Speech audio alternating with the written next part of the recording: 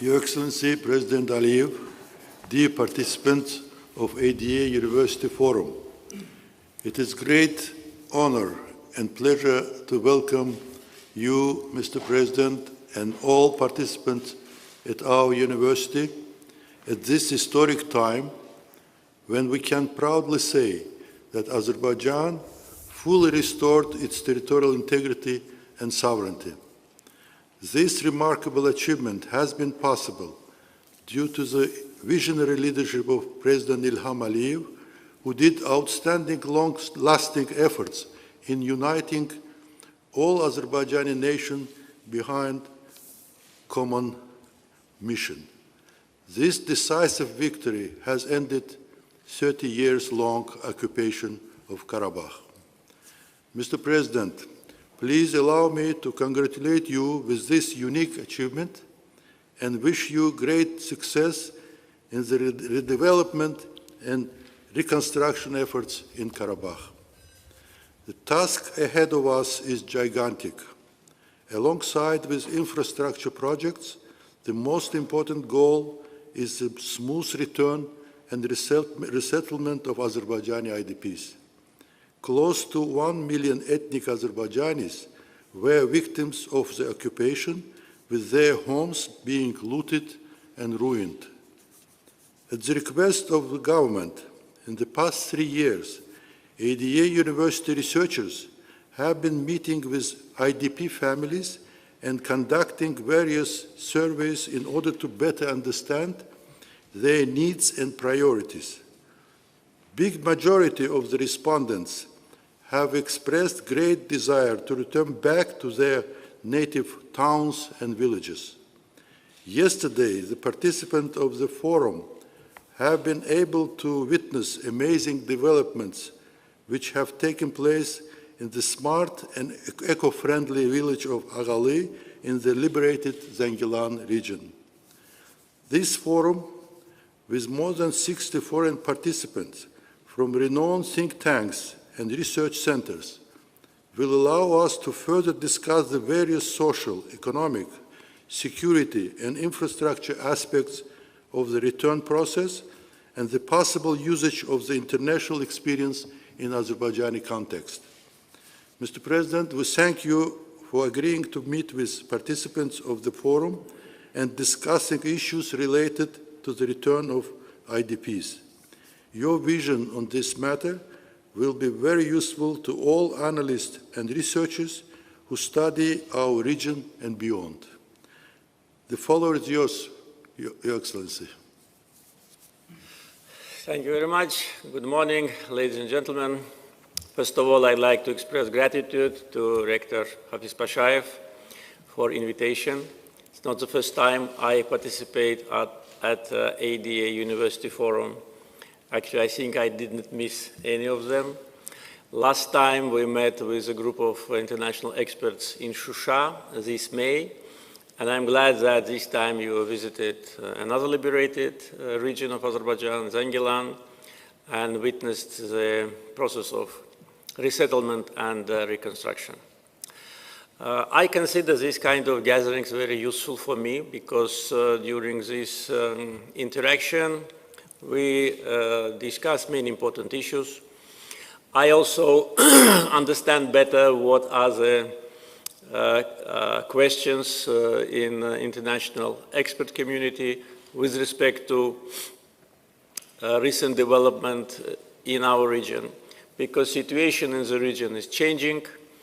To a large degree, the initiator of the changes is Azerbaijan, and this is natural, because we needed to fully restore our sovereignty over internationally recognized territory of Azerbaijan. We wanted to do it peacefully, the same way like we wanted to find a peaceful solution to conflict with Armenia for almost 30 years, but unfortunately it was not possible due to many reasons which we already discussed broadly during our previous meetings. Since May, when we met last time, not with the same group, but many of those who were there in Shusha today are here. Situation was different. We still had hopes that it would be possible to persuade Armenia's leadership to comply with its international commitments, particularly with the declaration which Armenian Prime Minister, Russian President, and myself signed in the early hours of 10th November 2020. We hoped that they will respect their own signature and make important steps in order to complete the long-lasting standoff. In other words, they had to withdraw their forces from Karabakh. And they did not do it due to different reasons. When we restored our sovereignty 2.5 years ago, we once again have seen what we anticipated: a large number of Armenian military servicemen in Karabakh was positioned there without any respect to international law. Their numbers are were close to 15,000 people. For 3 years, we were very patient, and we hope that finally it will be possible to find a solution to the situation. We realize the situation is not normal, and our proposal from the very beginning of the time when the Second Karabakh War ended was very clear. People who live in Karabakh, they have two options: either to become Azerbaijani citizens, and we provided all the necessary legal and also security framework for that, or to find another place to live. There can be no other option. Other option can be to have a residence permit or work permit to live and to work in the country which you don't consider to be your country. So that option was on the table, and unfortunately our appeals and our statements were not properly addressed. After our meeting in Shusha last May, in the end of May, at the meeting with people who returned to Lachin, former refugees, I expressed my position on the situation and said that there is opportunity to find a normal solution to this issue. And also, I said that the leaders of separatists, if they surrender, they have a chance for amnesty. And that was a public statement. But unfortunately, again, my words were not properly assessed. So now, the leaders of separatists are in Azerbaijan. They wanted to come here. They threatened us that they will come on tanks, but now they're waiting for Azerbaijani justice to say its word. Despite that, still we hoped that we can establish contacts with the representatives of Karabakh Armenians, but unfortunately those people there who monopolized so-called power did not allow that to happen.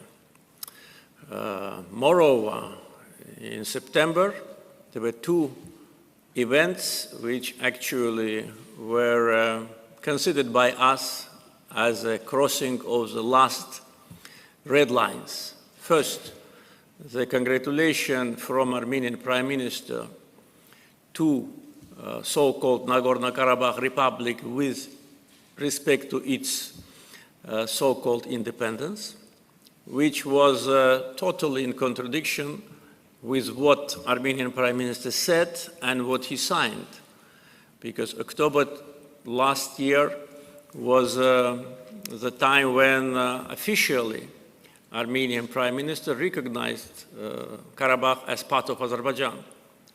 And after that, after many statements in the same direction, sending a congratulation letter to separatists is absolutely unacceptable and is very contradictory. And the second, just a week after that, and the last red line was so-called elections of so-called president of so-called Nagorno-Karabakh Republic, which was also a total violation of, let's say, verbal agreements after Second Karabakh War that nothing is going to be changed in that area. So one day, even less than one day, anti-terror operation totally allowed us to restore our sovereignty. As soon as the operation started, and by the way, operation was held without any damage to civilian infrastructure, any casualty among civilians, we announced that if Armenian army lays down its weapons, we will stop and we will allow them to leave. So it lasted less than 24 hours. And after they announced that they surrender, all the actions on the ground have stopped. So this is actually what happened, I think the most important events, what happened since our last meeting in May. And now we are in the phase of addressing several international challenges. Unfortunately, we face some misunderstanding from the countries which we consider to be our partners, and we are trying to explain our position and also trying to explain that international law norms are obligatory for all. They should not be selective. And what Azerbaijan have done, it has done based on UN Charter, Article 51, right for self-defense. It was done based on international law and sovereign right of Azerbaijan to control fully its territory as any other country should do. You've been yesterday to Zangilan. I know that my representatives in liberated areas informed you about the reconstruction. I don't want to go much in details. Of course, if you have questions about that, I will be ready to answer, but I don't want to take much of your time because if I start talking about what has been done during the last 3 years, our time will expire. So I would prefer to stop now and continue our discussions.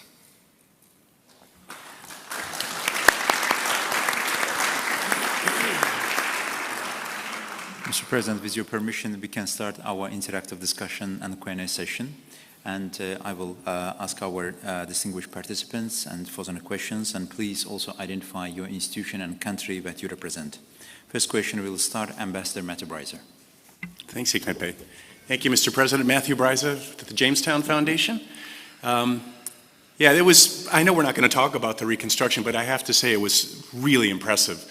The degree of strategic planning, the execution that's happening, the massive coordination, removing mines, restoring infrastructure, bringing people back already, and just talking to the rector before this. In our lifetimes, there's nowhere else where there's been such a huge area of devastation that's going to be totally rebuilt. I mean, it's unprecedented, and it's happening, and we got to see it. So thank you for that. But my question is that there's a comment and a question. In my experience working on the conflict for a long time, it was consistently Azerbaijan's position and yours that, of course, you want to restore the sovereignty and territorial integrity of Azerbaijan. First and foremost, Azerbaijani displaced persons will return to their homes, but also your position, as I recall, was that you wanted the Armenian population to remain and return and be neighbors again with the Azerbaijanis. And you gave several interviews during the war when you said that. Does Prime Minister Pashinyan really realize that? And if so, is he trying to persuade his voters of the same? Thank you. First of all, thank you for your words about what you've seen and about our plans for reconstruction. We really try to do maximum in order to create most comfortable conditions for former refugees. They deserve it because they lived in difficult conditions for 30 years. And it was not only physical conditions, but also psychological situation of people who were deprived from their homes for 30 years. And they lived waiting for the time when they can return. And now, when we liberated the territories, we do everything in order to speed up the process with full understanding about the dangers. As you mentioned, the mines is a major danger. And at the same time, we want to do everything properly. We want to process to be as fast as possible, but with understanding that it must be done using the best architectural experience, the best technology, including green technology, and the best conditions for living. So actually, liberated territories will be a kind of a demonstration of a new approach in building of cities. So I think this experience will be very useful for many other countries and many cities which face more or less the same. But for us, of course, the most important was to provide former refugees with decent conditions, with jobs. And by the way, I'd like to tell you that employment is also one of the important areas which we concentrate while planning the return process. So most of the people who have been returned already, they have jobs, and this once again demonstrates that the approach is absolutely comprehensive. With respect to your question, I'd like to say that during these 3 years after the end of Second Karabakh War, on several occasions I publicly stated that we consider Armenians living in Karabakh as our citizens.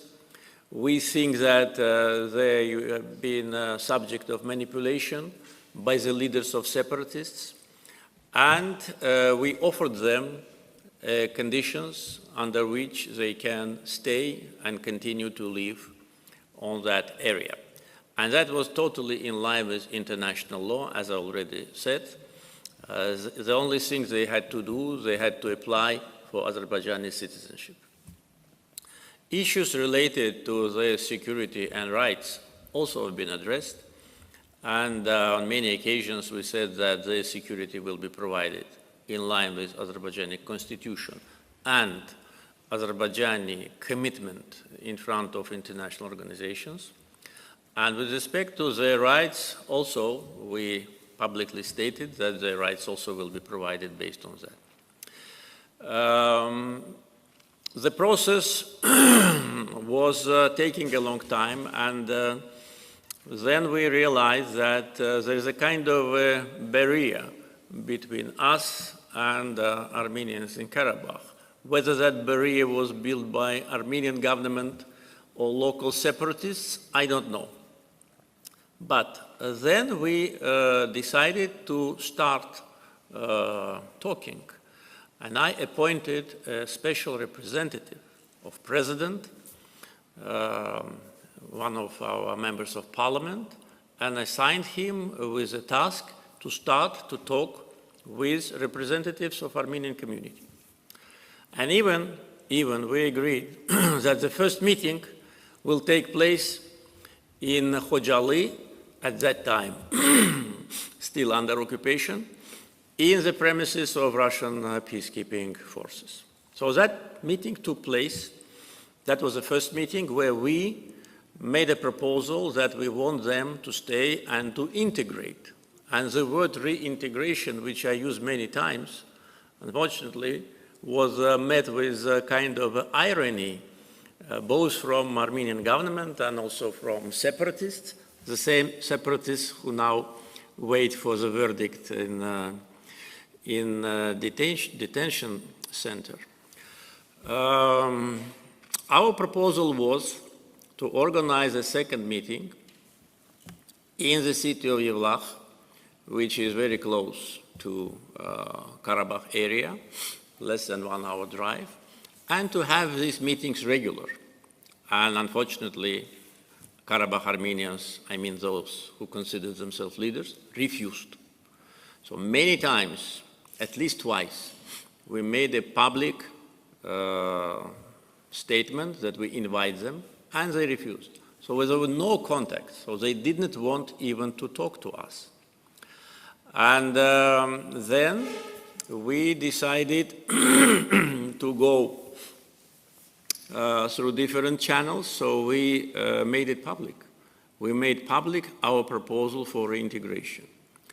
And it was published, you can find it, anyone can get acquainted with that. We opened a reintegration electronic portal where everyone can register as a person who wants to get Azerbaijani citizenship. And all the rights which we offered to them, and of course that also was a subject for further consultations, but what we offered to them was absolutely, I think, acceptable and based on best practices, based on European conventions on national minorities, European Convention on Languages, etc. Right for education in their own language, religious right, cultural rights, municipal rights, to select their representatives through municipal elections. Even we delivered a message to them that we will have a municipal elections in the end of 2024, so they will participate. They will select their representatives who will be the leaders of the municipalities. So what else should we have provided or offered? It was maximum, and it was totally transparent. This proposal was sent by us to those capitals which wanted to be mediators, I mean European Union, Brussels, and Washington. So we did it absolutely transparently, but the answer was no. And you know when they agreed to meet? Only after 20 September. So after September 20, when already we had to use force in order to restore our sovereignty, their representatives came to Yevlakh. And they came twice, not once. And the question is, why didn't they come before? If they came before, there would have been no need for anti-terror operation. So this is a history, the recent history. So what about now? Now this proposal is on the table. Our electronic portal is functioning. We had already several appeals from Karabakh Armenians. Some of them prefer to stay there, and they live there. We assigned our representatives from a state migration agency and the Ministry of Social Protection to take care of those who cannot, provide their own, comfort, or because now it's area where you have to be protected by social agency, because you have to eat, you have to have heating, you have to have other means of living. Not many of them, I would say, remained. But those who remain, they've been taken care of. And those who want to come back, they can use the mechanism which I already informed you about. Our next speaker is Mr. Glenn Howard.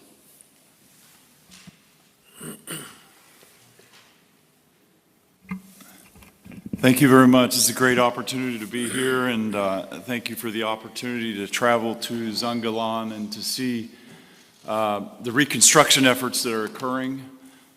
Congratulations that all the special representatives speak excellent English and are able to explain their thoughts in very clear and concise ways with PowerPoint slides. So that helps get the message across.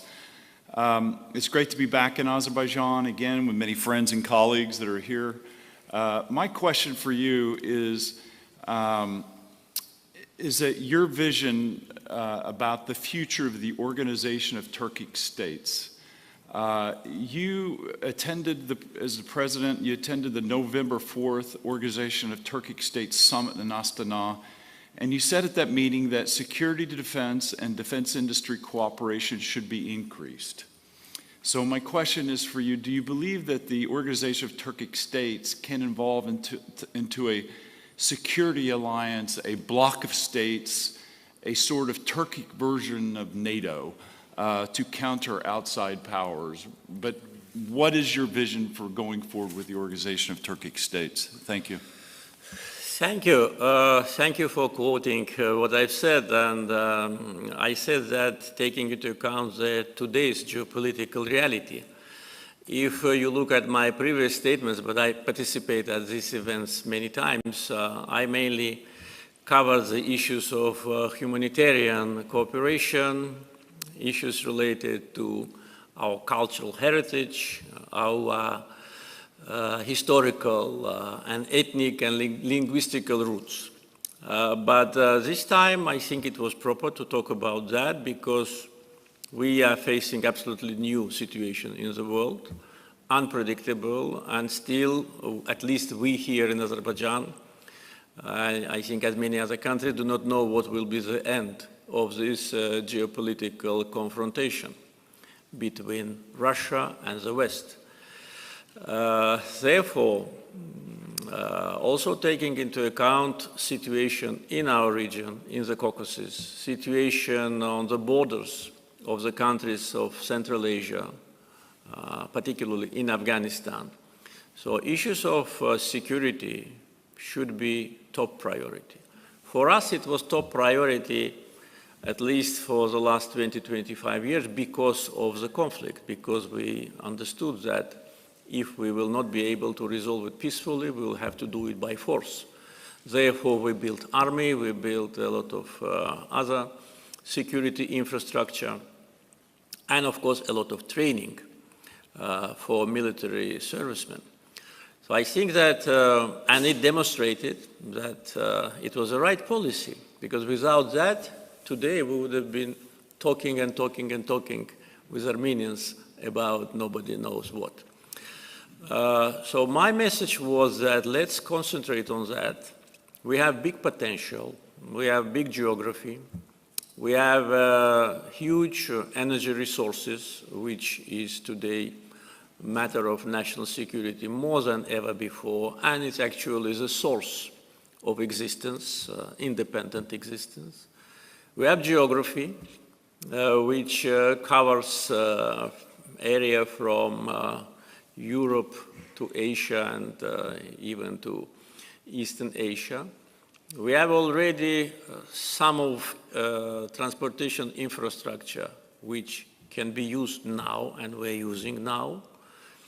We have a friendly environment en route of East-West corridor, and why not to unite our efforts? So far, we don't go as far as talking about some quasi-NATO institution. I think at the first stage, there must be a kind of a common consensus about how we move with respect to providing our shared security. If all the countries agree on that, I just expressed Azerbaijan's position. And if you ask me about some additional ideas about that, yes, I think that we need to have a very close cooperation on defense industry, joint manufacturing, on joint trainings of military servicemen, joint efforts with respect to the protection of our borders, because this is one of the most important issues from point of view of national security and stability for the countries of Turkish state organization.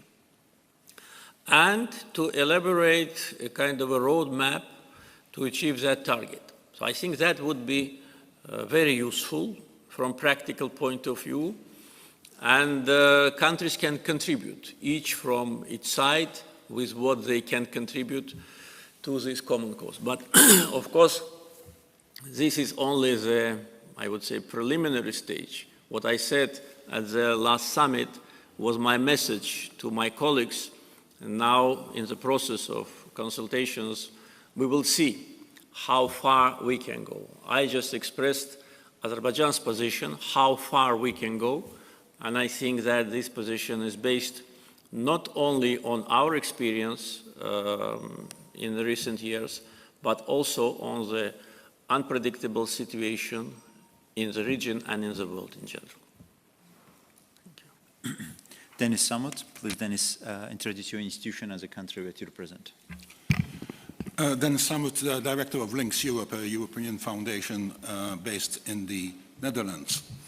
Mr. President, history will remember you as the leader who won the 2020 Karabakh War. In many ways, that victory has defined your presidency.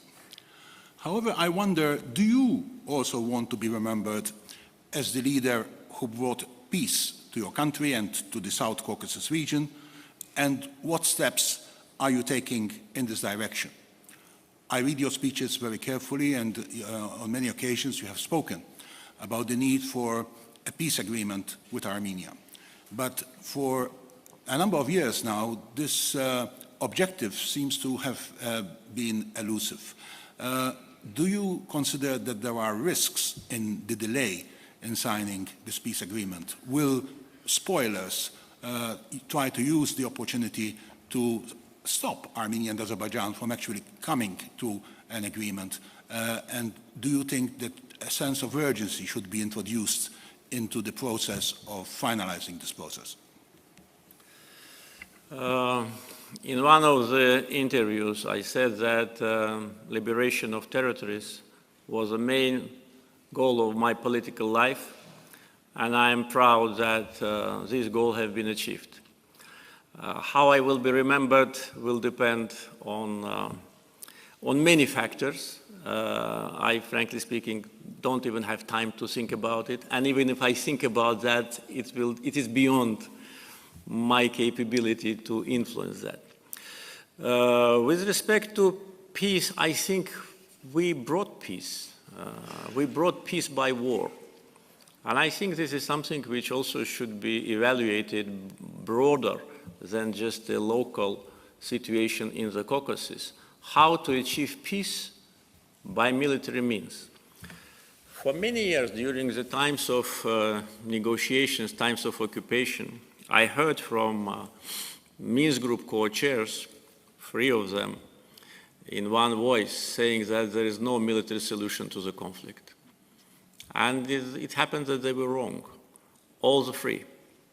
Despite history of statehood, despite great international experience, despite being permanent members of UN Security Council, they were wrong. So I think that either they just were wrong because of wrong assessment, or it was a kind of a message to Azerbaijan that you will not succeed if you reside to a non-peaceful scenario. But we proved that there is a military solution to the conflict, so conflict is resolved. Actually, conflict was resolved 3 years ago when we liberated a big part of the occupied territories, and restoration of our sovereignty was just a matter of time.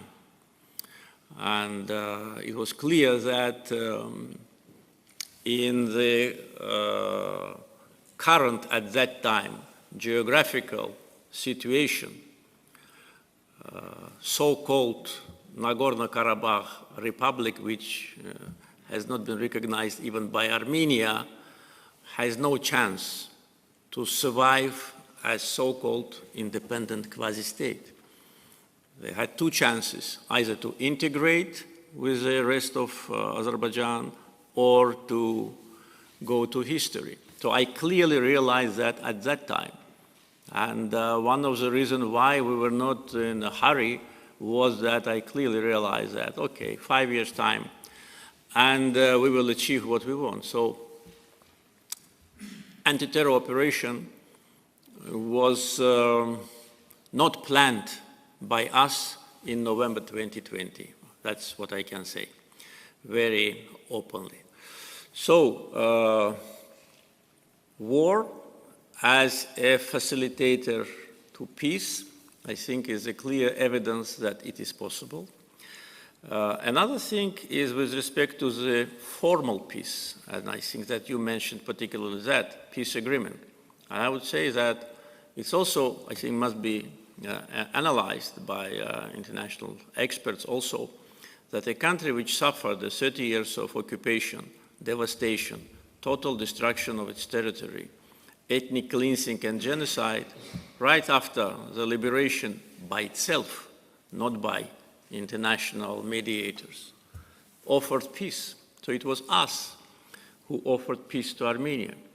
And I remember after the war, when at that time still this former Minsk group was coming and going, I felt that they themselves do not know what to do, because their job now is not needed any longer. Azerbaijan implemented most of the provisions of so-called Madrid principles, which were considered as a basis for settlement, and they just didn't know what to do. It was again Azerbaijan. We said, we need to have peace agreement. We said, we need to have commissions on delimitation. It was not Armenia, it was not Brussels, it was not Washington, Paris, or Moscow. It was us. And that's how the process started. Then we've seen that nothing happens, so we decided to elaborate the principles for peace agreement. And we elaborated them and sent them to Armenia. And then again it was silence. And then we made it public. So we made public those famous 5 principles, which Armenia seems now more ready to accept. If they accepted them, or basically accepted them 3 years ago, there'll be no need for anti-terror operation. So this is, again, the history, but we must know. So it demonstrates that Azerbaijan was an advocate for peace, not Armenia. Another example of just recent months, there have been 5 or 6 exchanges of comments to the original Azerbaijani draft. Armenian comments, Azerbaijani comments, pieces of disagreement, agreement. Several times foreign ministers met in different places. And the last comment we sent was 11 September. So just for more, how to say, detailed information about what this peace agreement is, it's a document of maybe 6-7 pages maximum, with less than 20 articles. So for such a small document, Armenia needed 70 days, 70, to respond to us. And they responded only after Azerbaijani foreign minister publicly disclosed that, look, we are waiting for 2 months. Why don't you respond? So this shows that the side which delayed the process is not Azerbaijan, it is Armenia. Why they delayed, I don't know.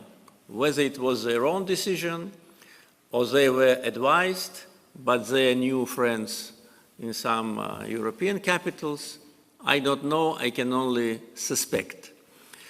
But the fact is that the comments which we sent on 11 September, we received on 21st November. So now our foreign ministry is evaluating those comments and will send back. And I think after that, the meeting of foreign ministers will be appropriate, because now we see that still we are not close to the consensus, but many important issues which Armenia insisted on in the beginning now do not exist any longer. They do not exist on the ground, and they do not exist in their comments. I don't want to go much into the details because you understand it's confidential document, but I think now we are making one more step. But again, Azerbaijan was initiator. Azerbaijan was a country which actually demonstrated its will, and I hope that it will not take much time to come to an agreement. But One, just observation. Peace agreement does not actually totally reflect peace. Peace agreements between many countries which violated that peace. Or there is no peace agreement between Soviet Union then and Russia now and Japan, but at the same time these countries before Russian-Ukrainian war were very close partners and friends. A lot of businesses, a lot of investments, a lot of mutual contacts. So for these countries, whether it was Soviet Union or Russia and Japan, the formal peace agreement was not an obstacle for normal interaction. I don't want to seem like I am following the same, how to say, historical pattern, but this is also one of the options. So I think when we talk about peace agreement, we should not be preoccupied with the formal side of that. What we need actually now, I mean Azerbaijan, we need a firm, verified guarantees that there'll be no attempt of revanchism in Armenia. Why we need it? Because we know what is happening in Armenia, and also we know that Armenia have very bad advisors in some European capitals. Even without mentioning that capital, I think everybody understands whom I mean. So this could be a trigger. So far, it is provocative advices, but we do not exclude that they'll turn into destructive advices. So we must have a guarantee that there'll be no more war between two countries, that Armenia totally agrees with the situation, and what they say about territorial integrity of Azerbaijan, they really mean. They should forget about former Nagorno-Karabakh Republic and be constructive on the limitation of border. So that is actually peace. The paper which will be signed, of course, has importance, but I think important for us, especially after 30 years of Armenian unwillingness to liberate even 1 centimeter of our land. And not only previous Karabakh clan leaders who became president, but Pashinyan himself, when he said Karabakh is Armenia, and that's it, in Khankendi in 2019. What did he mean? And nobody asks him this question. And when his defense minister said that there'll be new war for new territories, threatening Azerbaijan with occupation, also in 2019, it was not Kacherian, Sarkisyan gang. It was Pashinyan. It was him. Now he tells Karabakh is Azerbaijan just because we won the war, not because he transformed his ideology. Ideology is the same. They still live with this ideology. The difference between Armenian government and opposition only is that Armenian government clearly understands that if they continue to contest our territorial integrity, we will crush them again. No matter who stands behind them, no matter who tells them what in that famous, beautiful European capital.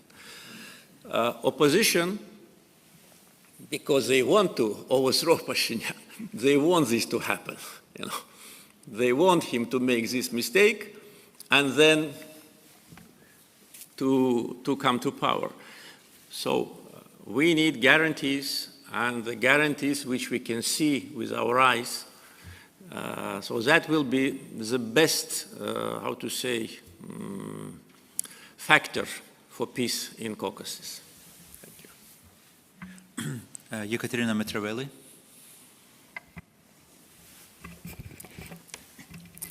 Thank you, Mr. President, for sharing with us your insights. And I also want to join my predecessors in appreciating yesterday's visit. You know, to say very shortly, it was impressive. And I wish you personally and Azerbaijan's success on the future development of the region and repatriation of the IDPs, which we all understand is not the easy process. Now about my question, it is kind of diverting from what we have been discussing, more in a different direction. Azerbaijan has been becoming important geopolitically, geoeconomically to EU, and EU is Azerbaijan's foremost trading partner. Also, Azerbaijan is an important supplier, energy supplier to the EU, and there are plans to advance on this direction. And in this context, Georgia also plays an important role as a partner and friend, as a transit country. Of course, our friendship is not based on the transit only, there are different dimensions, but in this context. And we aspire to become the part of the EU, as you know, and hope to get the positive answer in December, and then there hopefully will be future steps. Azerbaijan remains just a partner for the EU. And what do you think of the Georgia's drifting towards the EU, closer approximation? How would that affect Azerbaijan-Georgia relations? And how would you evaluate in general the increased EU role in the South Caucasus? Thank you. Thank you very much for your comments about what we are doing in Karabakh. Thank you for being with us. You're absolutely right. Georgia and Azerbaijan are close partners. And of course, our partnership is much broader than energy cooperation, though this cooperation allowed us to present ourselves in Europe as a consolidated team of strategic importance. And my regular visits to Georgia and Georgian Prime Minister's regular visits to Azerbaijan is not only signs of cooperation, but during these visits, very important issues are being discussed. With respect to Georgia's aspirations to become a member of EU, we can understand it. And we wish Georgia success and congratulate our Georgian friends with this new developments and the status which they got. Understanding that, of course, it's a process. We know some countries waited for many years. Of course, don't want to mention Turkey because with Turkey it was absolutely unacceptable and unjust approach to keep Turkey far from Europe despite so many years of being a candidate. But also if you look to the Balkans, we'll see that countries still have to wait. And as far as I see the situation now, with respect to discussions on European track, there is not consensus about expansion. But this is my observation. Anyway, I wish success. When Georgia becomes members of EU, I'm sure nothing will change in our relations, and also with respect to energy cooperation, because you know that Europe is a main destination for our energy resources, whether it's oil or gas. And the European Energy Commission called Azerbaijan already a pan-European gas supplier, which is true. So many countries already are receiving our gas. Most of them are European, and many to come, because we are now in the process not only of negotiations, but also physical connections between European countries, and also with some in the process of negotiation. So nothing will change. And I think that though Azerbaijan does not have in its foreign policy concept the target to become EU member, for very pragmatic reason, just because we will never be allowed in. And the reason is also very clear, and we understand it. We live in real world, not in virtual. So if you will not be allowed in, why should you knock the door? You will only irritate the home owner and also only humiliate yourself if they don't want you well. We found a way how to build relations. Though I would say that recent statement of Mr. Borrell are absolutely counterproductive. And just his yesterday's statements about 150,000 of Armenians who left Karabakh are false. I regret that such an experienced European diplomat is lying. Even Armenians themselves said there have been 100,000 of people who left Karabakh, not 150,000. If Mr. Borrell continues like that, in 1 month he will say there will be 200,000. It will depend on the dreams which he sees. But again, it is absolutely unacceptable, not only this manipulation with figures, but also accusations against Azerbaijan with respect to something which we haven't done. Especially it's strange that his country, as our foreign ministry already announced, suffered from separatism. So how can he defend separatists? So this is very strange. Approaching broader to your question, first, I'm sure that when Georgia becomes EU member, nothing will change in our relations. On the contrary, we will have another close friend in EU, which will defend us. We hope that then Georgian members of European Parliament will educate European parliamentarians about Azerbaijan and they be more realistic. Why I say that? Because in one of my telephone conversations with President of European Council, Mr. Charles Michel, I told him that Chairman of European Parliament, Madam Mazzola, after our anti-terror operation, said that gas relationship and gas contract with Azerbaijan must be terminated. And I told Mr. Charles Michel that probably she does not know how these things are being managed, because if one side terminates the contract, it should pay a penalty. And first she should ask those who are in charge with energy policy of European Union, and how European Union asked Azerbaijan to help them last year with more gas for Europe because of the cuts of supplies from Russia, and how we responded. So unfortunately, we have these kind of people, I would say populist leaders in Europe, like Mr. Borrell, like Madam Mazzola, and I always prefer to speak openly because I fully disagree with their policy and their attitude to Azerbaijan, because it is not fair and it is not in the interest of European Union and European institutions.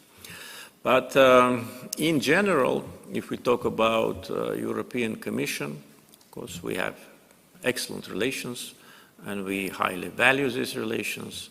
They are of strategic importance, and not only energy, not only gas, not only oil, soon it will be hydrogen. You know very well the project with Georgia, Azerbaijan, Romania, and Hungary are involved. So it's a big game changer, and we already in the phase of implementation. Very soon we'll have a final report about feasibility study, and hopefully we'll start physical construction.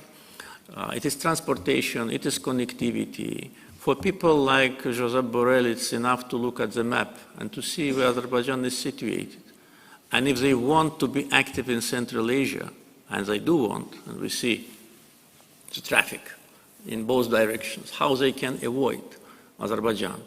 Are they going to contact Central Asia countries through Iran or through Russia? Or they have wings? So they have to think about that before making these statements. Aziza Umarova.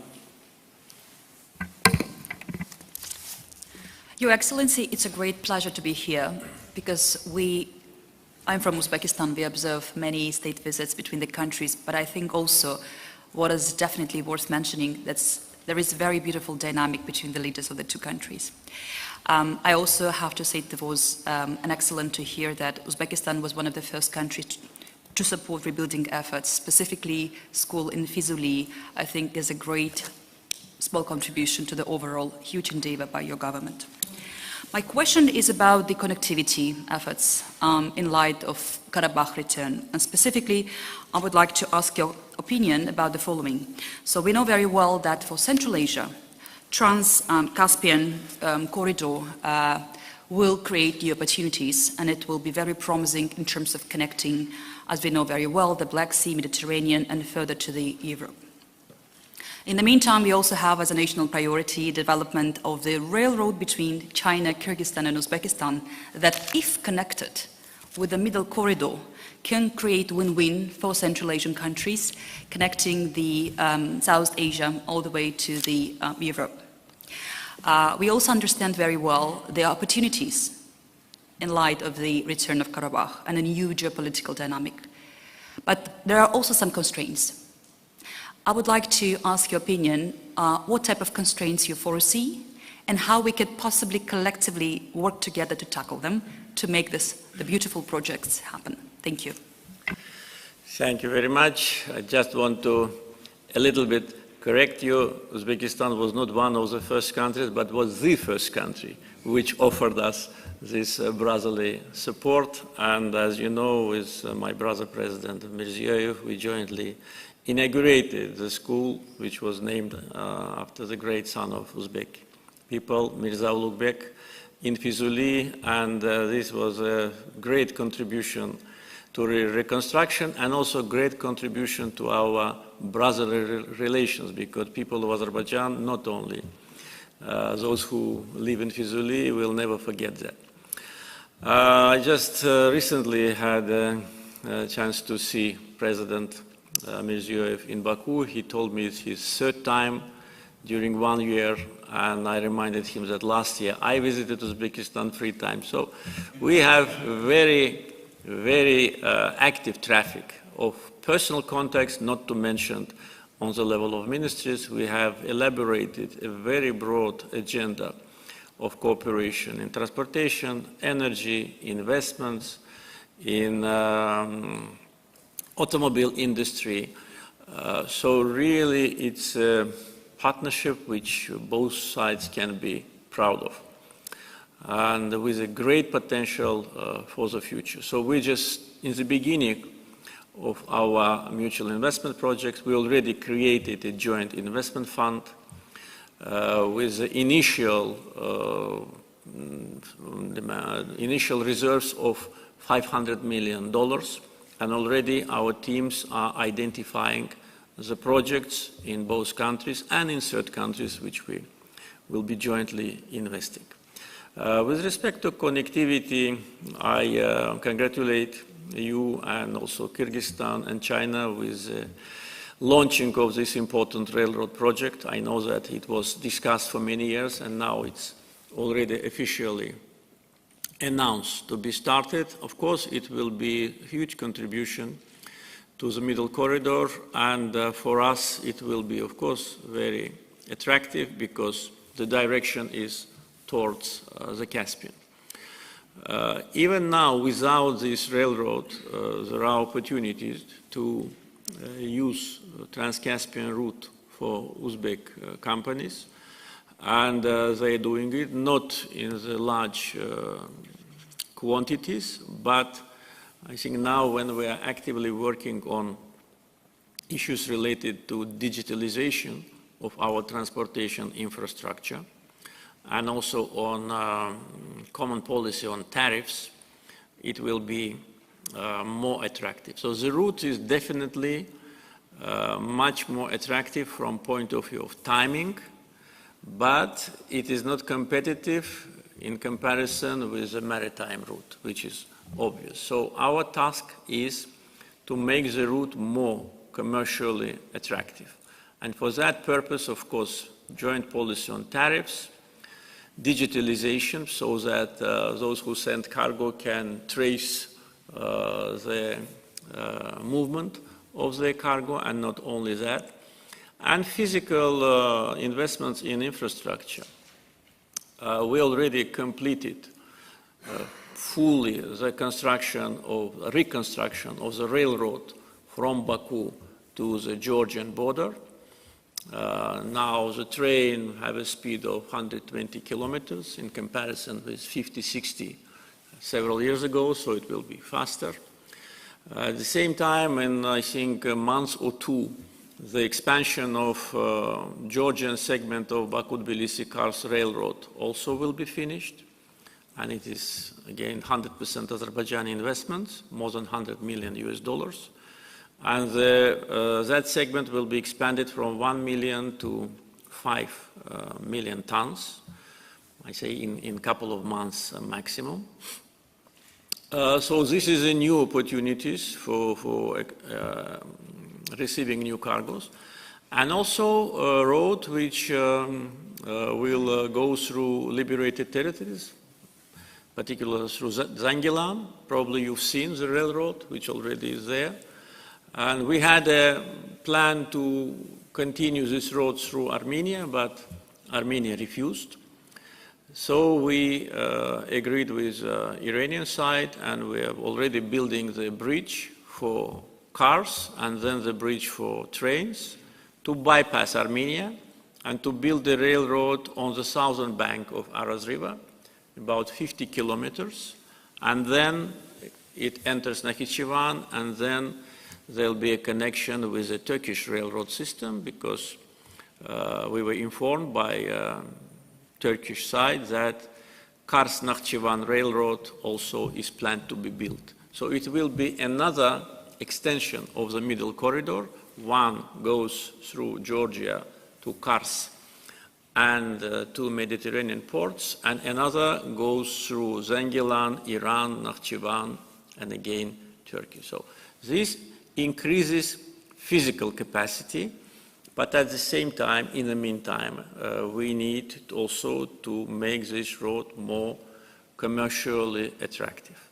For that purpose, already we created a very efficient cooperation format between Azerbaijan, Georgia, Kazakhstan, and Turkey. And I think that if other countries of Central Asia, particularly Uzbekistan, would consider joining this format, it will be, I think, only better for all of us. This really is a new map, new transportation map of Eurasia with a great potential. And with respect to Karabakh reconstruction, actually, the main obstacle, of course, are landmines, apart from, and time. So our rival is time, because we want to do it as soon as possible, but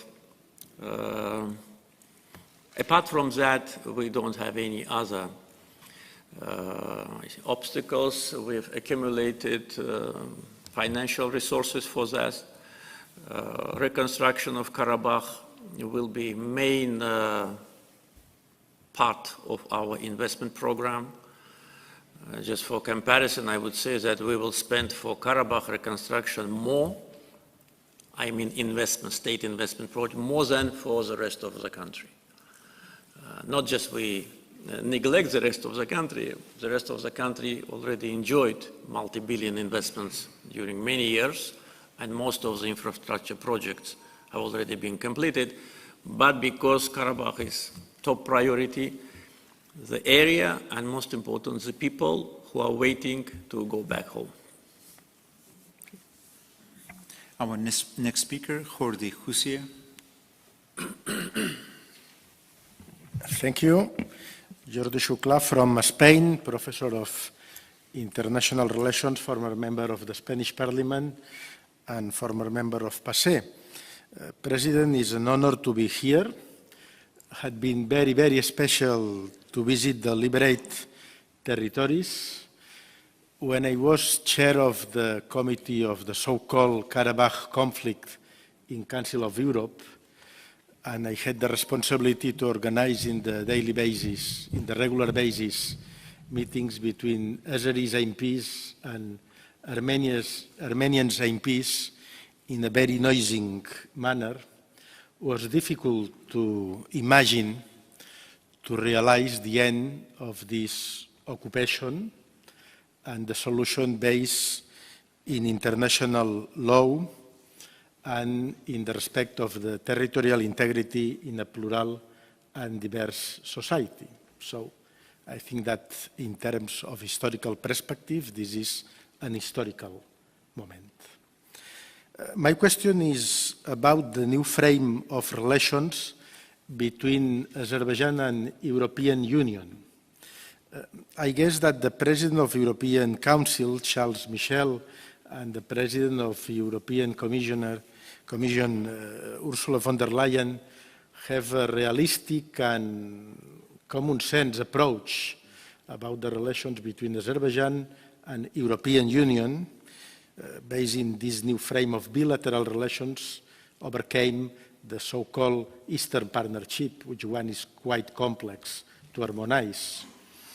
And based on geopolitical reasons, European Union find reliable partners, not only for energetical reasons, for new economic projects and for geopolitical situations. On the other hand, we see how European Parliament and other bodies has passé with zero competence in international relations are easily to release some statements based in another level of politics. I think that European Council and European Commission works in the realistic approach and the other works in another world. All with all, I think that the balance of the new frame of relations between your country and the European Union could be very positive. Thank you very much.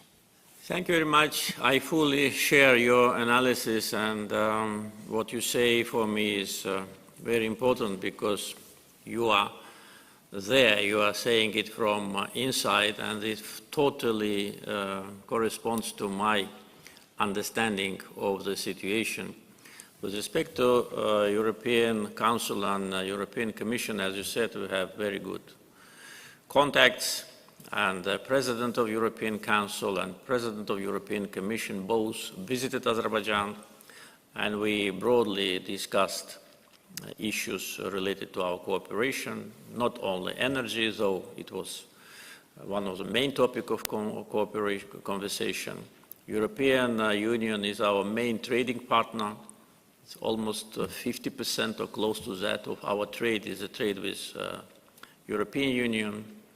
With 9 members of European Union, Azerbaijan signed or adopted declarations on strategic partnership. So this is 1/3 of the member states. So this really demonstrates that our cooperation on national level and on the level of institutional contacts is very good. And being a strategic partner means a lot, so it's a big responsibility for cooperation. With respect to efforts of President of European Council, Charles Michel, Azerbaijan and me personally always supported his efforts in finding a long-lasting solution to the conflict between Armenia and Azerbaijan. And there have been several meetings organized by him in Brussels. We are now in the process of discussions about potentially new meeting, and my assistant, Hikmet, is in regular contact with the team of President Charles Michel. We think that, taking into account that there have been already 5 meetings, or even more, 5 meetings, the next meeting should be result-oriented. We need to agree about the draft statement before. Of course, it must be agreed between Azerbaijan, Armenia, and European Council. And the meeting must be well prepared and result-oriented, because if it is not result-oriented, then it will send the wrong message to our peoples and also to international community. So that's our position, and I think it is met with understanding. in Brussels. Also, with the European Commission, we work on different tracks. On the track, one track is Commission for Enlargement, when we have very active cooperation. Energy Commission. We organize regularly Advisory Council of the Southern Gas Corridor, which is chaired by European Energy Commission and Azerbaijani Minister of Energy. And annual and regular next meeting will take place within 2-3 months, again in Baku. We got a request from European Commission to increase our gas supply to Europe, taking into account the shortage, and we allocated substantial amounts of money, hundreds of millions of euros, if not billions, in order to increase the production from existing gas fields. And also one of the factors which will help us to supply more gas to Europe is energy efficiency and renewables. The more renewables we have, the more gas we will save, which we use for production of electricity. So very soon there'll be a new, important milestone, interconnector between Serbia and Bulgaria, which is ready, and Serbia will start to receive Azerbaijani gas. Already Hungary already started to receive, Romania, Albania hopefully soon will start also to receive Azerbaijani gas after the gasification project which we finance in Albania is over. And the countries like Italy, Bulgaria, Greece, members of European Union, they already, for many years, for several years, are recipients of Azerbaijani gas. So these are all very positive factors. And we talk about connectivity, we talk about trade, investments. But I agree there is a spoiler, which is the European Parliament, the group of very irresponsible people. Some of them, I think, behave like maniacs because their anti-Azerbaijani sentiments and statements are beyond any normal psychological status of a human being. I want to use maximum diplomatic vocabulary. So what can we do? They adopted, I think, more than 10 anti-Azerbaijani resolutions. One more, one less, doesn't make any difference for us. It is regretful. And what we regret most of all is that we don't consider all the members of European Union, the word which I used, but those who are organizing anti-Azerbaijani orchestra, they brainwash the others. So many of the members think that Azerbaijan is like these people present us. Some of the anti-Azerbaijani activists, fortunately, no longer are there, like Madam Yeva Kaili, who was one of the activists of anti-Azerbaijani front, but we know what happened to her, and it was on media, and I think this also reflects that the European Parliament needs to address its own issues with corruption first, before accusing someone of any wrongdoing. And of course, it is not only for the government of Azerbaijan, but for the people of Azerbaijan. When they misinterpret the situation in the Caucasus, when they accuse us, the country which suffered occupation, devastation, and genocide, accuse us for restoration of our sovereignty and territorial integrity, they speak against 10 million of Azerbaijani people. They need to understand it. If they select me as a target and use insulting statements against me, for me it doesn't mean anything. But for people of Azerbaijan who stand behind me and stood behind me during the war and during the anti-terror operation. And now this is a signal for them that this is a group of people which treat Azerbaijan like an enemy. So this is regretful. The noise which they produce is not pleasant. It is not damaging. We can live with that, but it is not pleasant. So, and by the way, we've already for many years stopped any official contacts with European Parliament and officially announced that. And now we have no interaction. But with European Commission, as you mentioned, as I also want to, say that situation is absolutely different. It is moving in the positive direction with minor episodes, which I already mentioned, with respect to your countrymen, unfortunately. Daria Ishchenko. Thank you very much. German Institute for International and Security Affairs. Thank you very much for this opportunity. I would like, my question is also on the, your current position about the Western platforms for peace talks between Armenia and Azerbaijan. What is your current position? Because Baku has recently chosen not to participate in Grenada, Brussels, and Washington.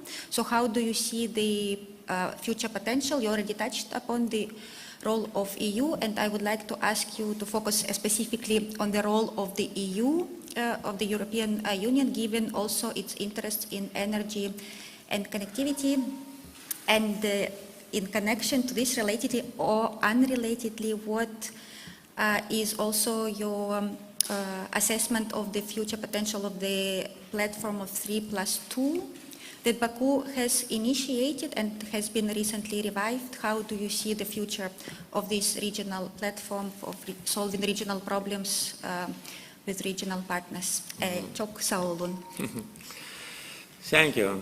I already spoke a little bit about EU mediation. It was basically a mediation of the President of European Council. When last year at the sidelines of the European Political Community Summit in Prague, there was a proposal to invite President of France to that meeting between President Michel, Prime Minister Pashinyan and myself. I did not object because I thought that at that time I thought that that can be useful. But unfortunately, a week after the meeting, and the meeting, by the way, was as a result, I consider it positively because at that meeting on the 6th of October, Prime Minister Pashinyan officially recognized Karabakh as part of Azerbaijan.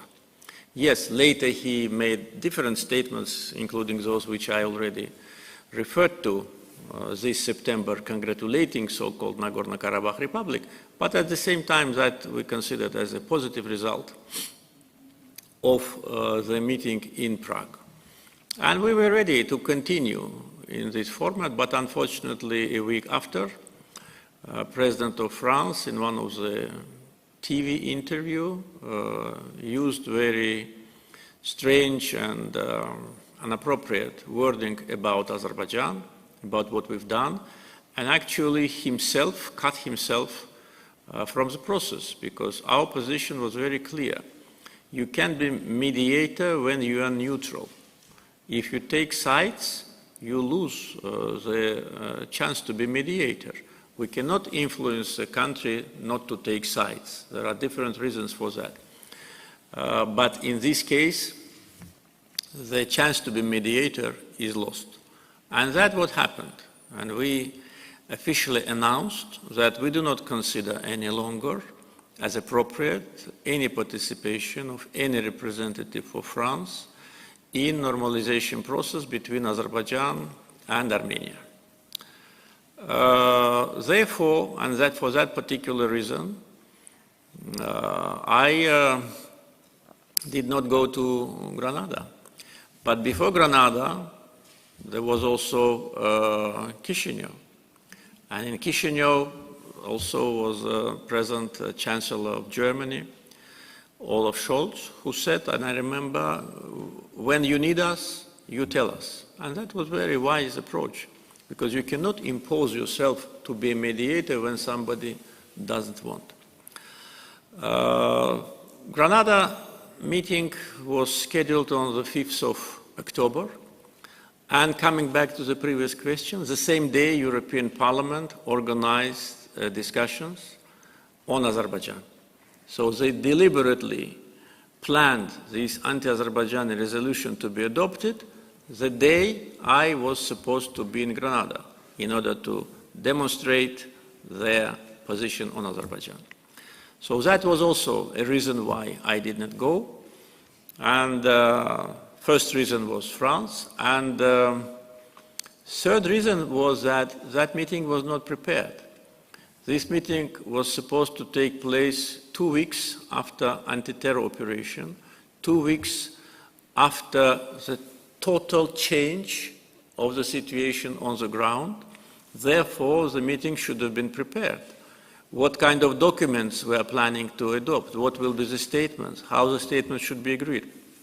There was nothing about that, no information about that.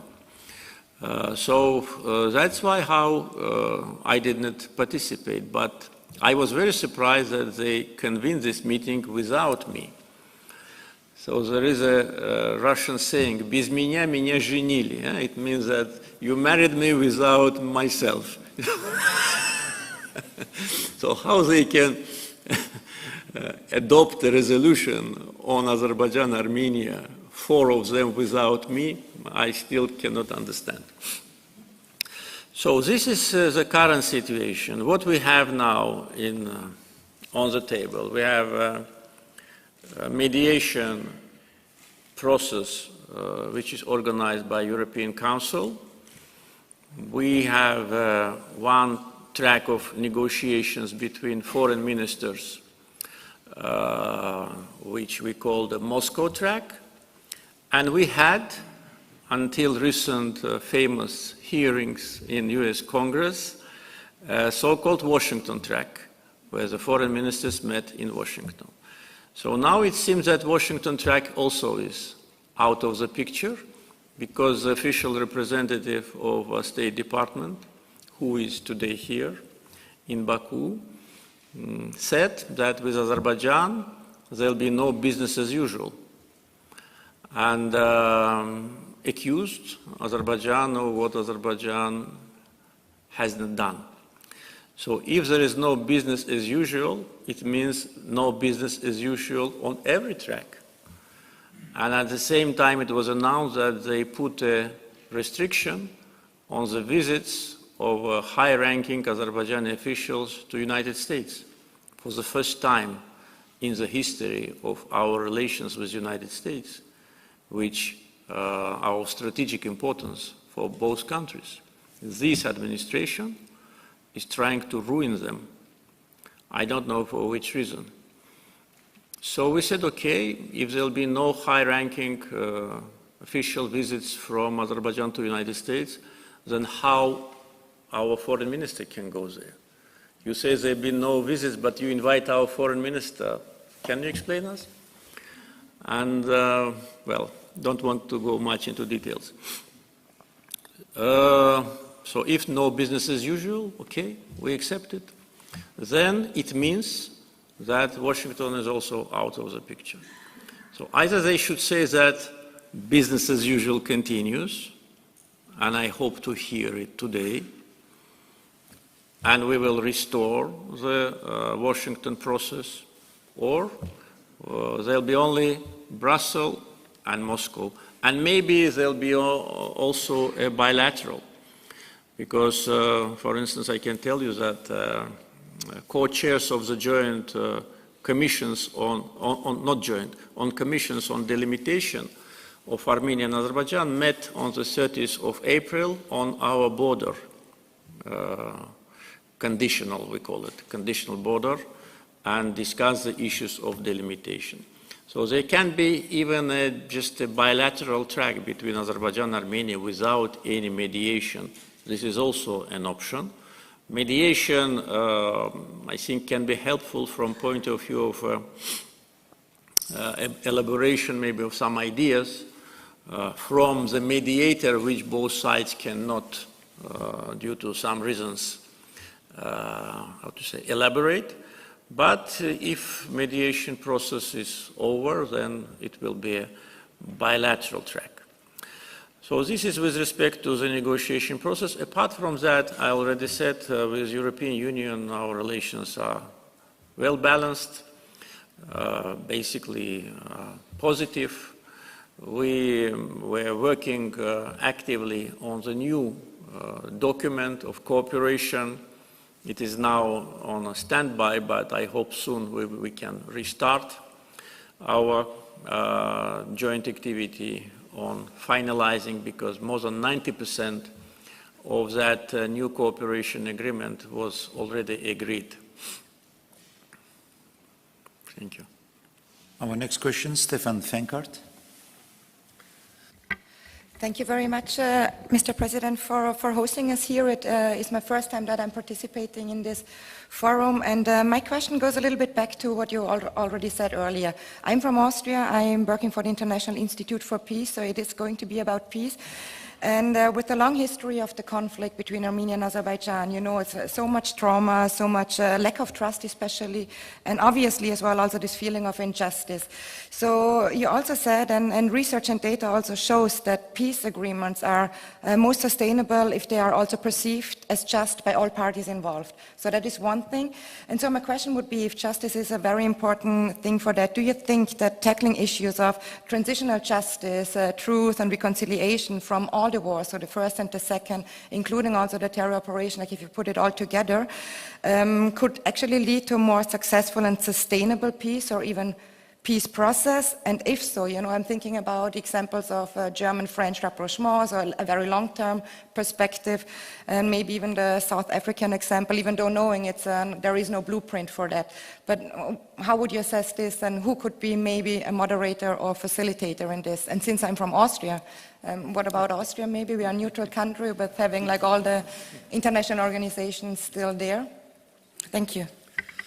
Thank you. I think Austria can be a good mediator for those particular reasons which you mentioned, and also because on international events we all sit one next to another due to the alphabet. So we always have a chance sitting on the international event to exchange views with Austrian and Armenian colleagues. With respect to peace agreement, I think, as I said already, I think now we are closer to that. Because when we initiated the process, one of the issues of disagreement was the Armenian side's effort to integrate into peace agreement reference to so-called Nagorno-Karabakh Republic, which of course we could not accept. And they tried to integrate it through different wording schemes, but it was more or less the same. Our approach was that we cannot specify on that, and the agreement between two countries must be fully reciprocal. Therefore, if they want to reflect in the draft agreement issue of Armenians who live in Azerbaijan as national minority, then it must be reciprocally also reflected the rights for Azerbaijanis who were deported forcefully from Armenia to come back to Armenia and to live there. And their rights and security must be protected the same way like rights and security of Armenians in Karabakh. And unfortunately, Armenian side always rejected that, which was not very logical, because we did not offer something extraordinary, just reciprocal. Or another option was not to reflect this topic at all. So after September 19 anti-terror operation, it seems that this obstacle no longer exists. either we will reflect both national minorities in peace agreement or it will not be reflected at all. Other paragraphs or articles of peace agreement are less problematic. I would not say that they are all already agreed, but I think that with respect to phraseology, with respect to the wording, of course every word has some political meaning behind it, but it is agreeable. It's a matter of political will only. And as I said, when we were waiting for Armenian response for 70 days, just for example, I can tell you when we were sending our comments to Armenia, usually it didn't take more than 14, 15 days. So when they delayed for 70 days, this means something. And of course, it is not a unilateral process. If Armenia thinks that we need peace more than they do, I think they're wrong. We need peace the same way they do. If they need it, we need it. If they don't need, we don't need. Even before anti-terror operations, in my contacts with the Armenian side, whether it was in Brussels, in the presence of President Charles Michel, or on the sidelines of some international events, I said, if you do not recognize Azerbaijan's territorial integrity, Karabakh included, we will not recognize your territorial integrity. If you will continue to contest our integrity, we will contest your integrity. And I told him, that believe me, we have more rights, more historical rights, not to recognize your territorial integrity, because we all know how the maps of the Southern Caucasus look like in the beginning of 20th century. They're available. We all know how the Bolsheviks took Zangezur from Azerbaijan November 1920 and adjusted it to Armenia just less than 6 months after Sovietization of Azerbaijan. This part was taken from us.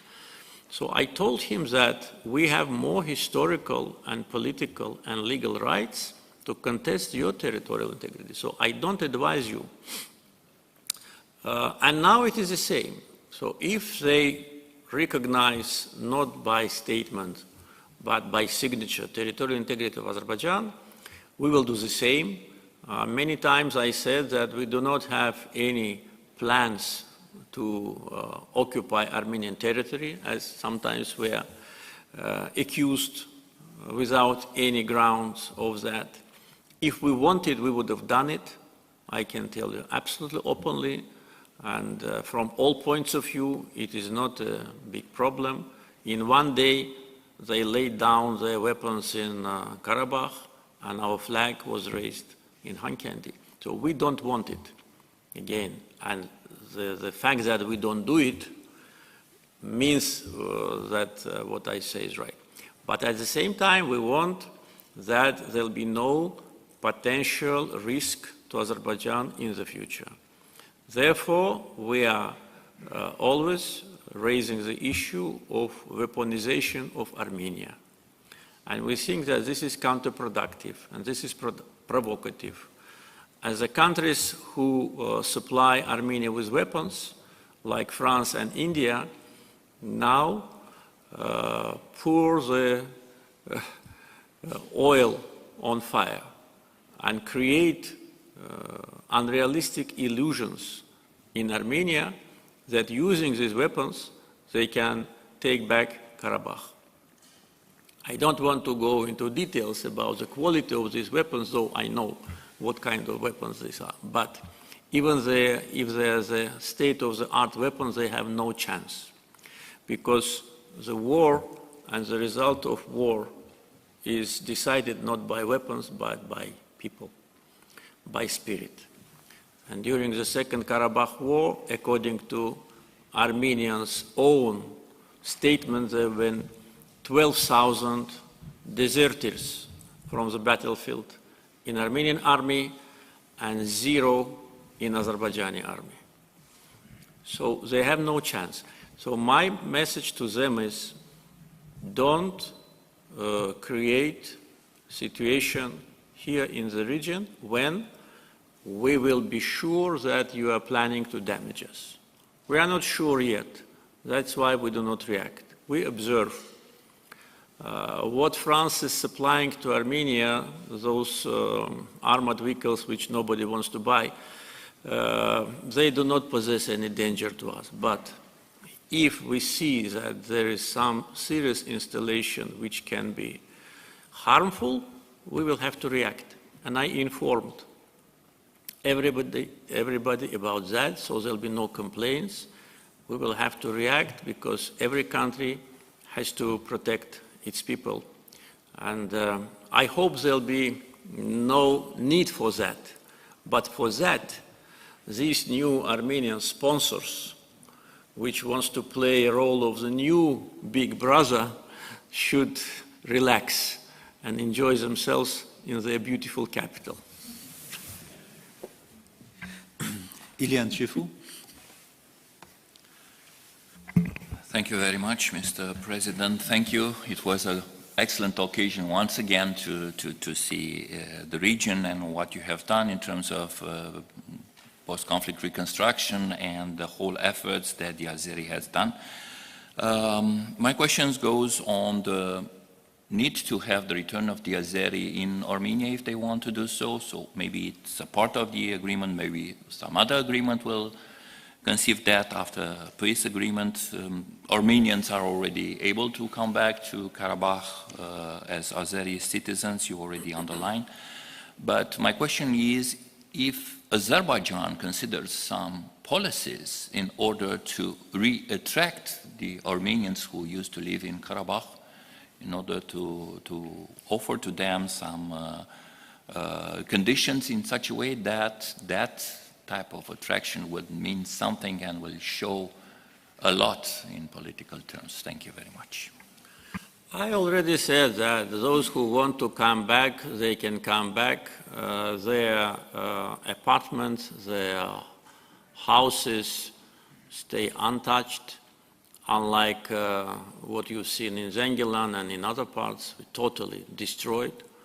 There is a full protection of the Armenian historical heritage, and our military police is now protecting very important sites, including the property of the people. So if they want to become citizens of Azerbaijan, as I said, another option is to have a work permit or residence permit based on the common practice which every country has, based on quotas which every country has for migrant labor force that can be organized.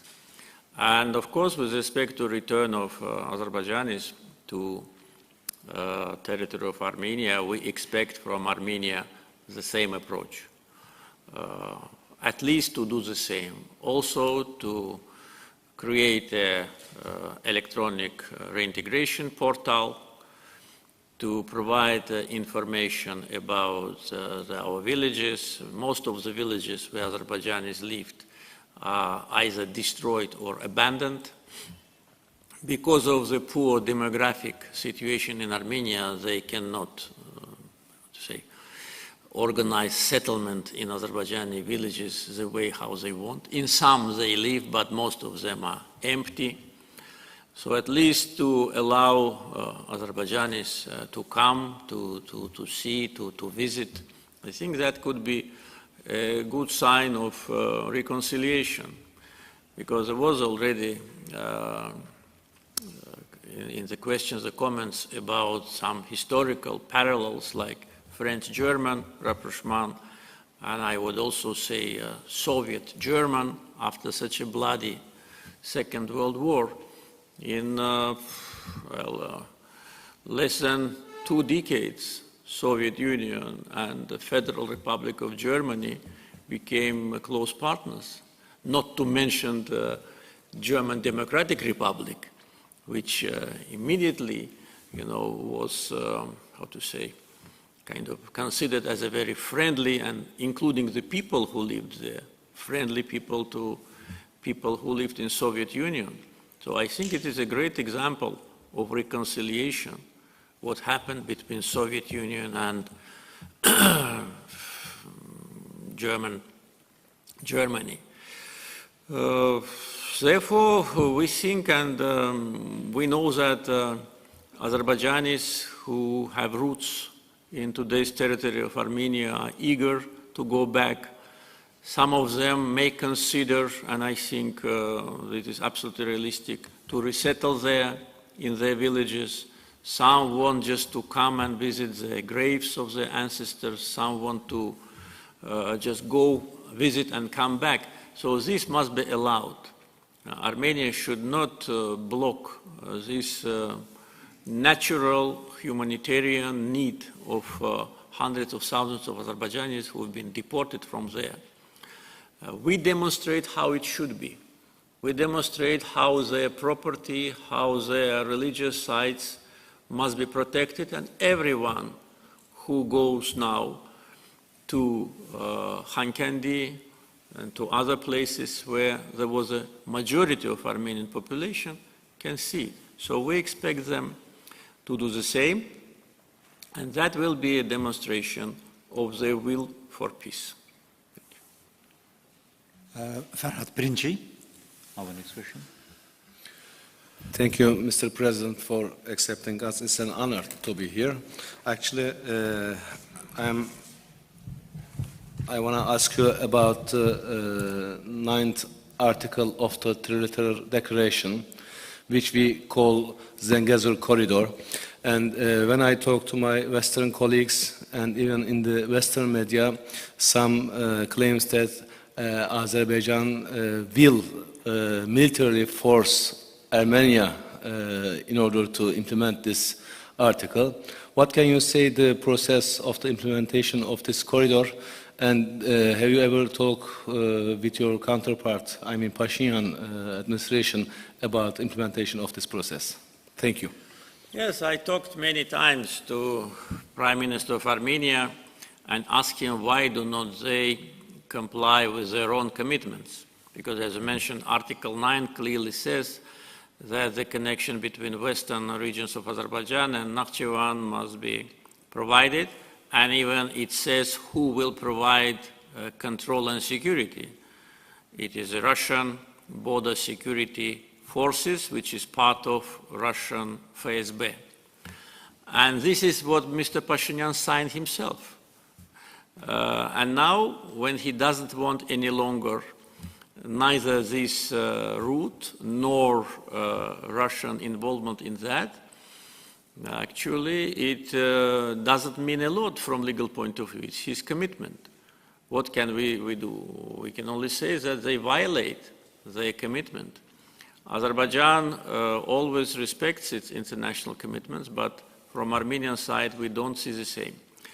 And I, during my numerous meetings in Brussels with Prime Minister of Armenia, I told him even a couple years ago that we already started to build a railroad connection. Why don't you at least start to prepare feasibility study? And there was no answer to that.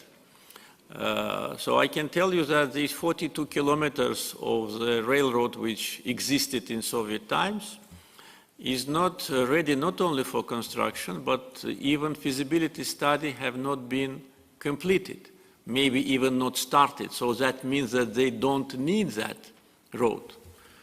Well, we waited, and we've been accused that we will take it by force. I'm already tired to say that we don't have such an intention.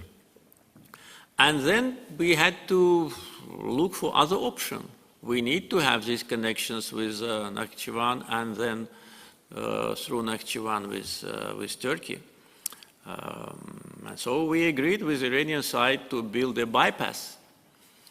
And yes, it will cost more, but it's an option. Already construction started. And now governmental officials from both countries already made a groundbreaking ceremony there in the village of Ağdam of Zengilan district of the construction of the automobile bridge, and then will be a railroad bridge. So that will be done, and what Armenia is losing a lot. First, this will not be only the road between Azerbaijan and Nakhchivan Autonomous Republic of Azerbaijan. This will be international transportation corridor. A lot of cargoes will come from Central Asia. We expect a lot of cargoes to come from China. So existing connections between Azerbaijan and Turkey, as I said, the Baku-Tbilisi-Kars Railroad, even expanded, will not be able to absorb all the cargoes. So here, on this southern route, we will have minimum from 5 to 7 million tons of cargo per year in the beginning, which will be enough. So Armenia deprived itself from this, and also deprived itself from opening of all other communications with Azerbaijan. Because now they don't have railroad connection with Russia, because Georgian road, due to Abkhazia separatist region, is closed. They don't have it through Azerbaijan. Their railroad with Turkey and the border is closed. So they again in the deadlock. So I think for them there are two options now. Either to start immediately at their own expense or with some European funds money to build the necessary 42 kilometers of railroad, which will be considered as their sovereign territory. We don't have any, how to say, reservations with respect to their sovereignty, but there must be easy access from mainland Azerbaijan to Nakhchivan. And as I told Prime Minister Pashinyan, that will be a road from Azerbaijan to Azerbaijan, and there should be no custom duties, no checks, no border security, when it goes from mainland to Nakhchivan. When it goes from other destination, from Eastern Caspian region to Armenia, or even, yes, okay, of course, you can have all these customs duties as in any other country. But from Azerbaijan to Azerbaijan, there should be no checks, no interference, and this is our legitimate right. And actually, I can tell you that one of the issues which we discussed in Brussels at the meeting organized by President Michel was to use experience of Russian Kaliningrad railroad connection. So all that possible, but just Armenia didn't want. They wanted to block us from this access. And now when they realized that we don't need it any longer, they started to complain. And even we got some very strange statement from US State Department officials that United States will not allow this to happen if it doesn't go through Armenia. So what can I say? Only just to say, what is that? We wanted to do it through Armenia for 3 years. If you want to do it through Armenia, go and tell your new Armenian friends. So how can you interfere into our relations with Iran? You say we will not allow it to be built through. How you are not to allow? You will bomb it, or what you are going to do? So these irresponsible statements actually do not serve any good service to those who articulate them, and of course seriously deteriorates the stability and predictability in the region, including the connectivity projects. And by the way, also I already spoke about that, we got information from our partners in Turkey that Kars-Nakhchivan Railroad also is planned to be built, and thus it will be, as I said, a transportation corridor which will serve the benefit of many countries. Mr. President, we have already taken too much of your time and coming to the end of the designated time frame, but still we have 10 speakers in our list. If you allow, can we group the questions, 3 as one group, and asking the questions group by group? Maybe let's continue as we go, and then we will see. Okay. Then Rachel Rudolph. Mr. President, thank you. Although I'm originally from the United States, I live in the high-tech area for the Greater Bay, Guangdong Province, People's Republic of China. I represent 2 universities, one in Smithfield, Rhode Island, but also the Beijing Institute of Technology. My question for you is, given that true peace requires transformation of the conflict environment, what specific incentive schemes does your government have for facilitating the return of Azerbaijanis to the liberated areas, and how will they specifically facilitate a peaceful conflict environment? Prior to the beginning of the Great Reconstruction Project, we conducted a survey based on my instructions among the former refugees. It was not published, it was just for our internal use, because we needed to understand how many of them are planning to return. Because we clearly understood that 30 years have passed. Many of those who have been deported already, unfortunately, died. Children, young generation, and they haven't seen these places ever. And also many of the former refugees, they've been having jobs. So we needed to know, and I was very glad, and that's what I expected, that absolute majority said that they would like to return. But of course, we clearly understood that to return, where to return? There's nowhere to return. We need to create such a conditions for them that will be not even the same like here, but even better. And now I talk not only about those who live still in the dormitories and in very poor conditions, but even those 300,000 former refugees for whom we built new houses and provided them with flats. So conditions in Karabakh and Zangezur must be better. And the indicator that the process started and will actually be even broader than I expected, I think you also saw it in Zengilan, in Agali. When you saw children, when you saw young people who have never seen those places, and they came. And I was there many times and was asking, are you not missing Baku or Sumgait? You lived in big cities, now you came here to a village, still isolated because there's nothing around. No, they enjoy their life. And not only those who lived there and came back, these people, it's understandable, they have special feelings, but even those, their children, grandchildren. So this is very important, I would say, moral factor and psychological factor, because without that, no matter what we do there, we'll have zero effect. So this is important, they want to go back. Now, where they will go back, and here we come to what probably you've heard yesterday in Zengilan from my representatives, how we plan the cities, the ecological situation. It will be totally ecologically friendly, green energy zone, and of course employment. Probably they told you also about these industrial facilities which have been created in Ağdam and in Jabrail and also in Lachin. I would recommend maybe next time when you convene your forum to go to Lachin, because it is now the most inhabited, already the most inhabited city around all the liberated areas. And by the next spring, because I know you have your forums twice a year, by the next spring there'll be already thousands of people there.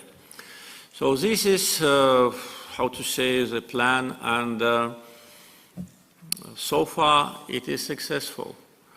You know about the figures, 140,000 until the end of 2026, absolutely realistic. And one more important issue. With respect to the liberated territories, we also test the new model of governance. As you probably noticed, there is an Institute of President Special Representatives. I have 4 of them so far. There'll be more.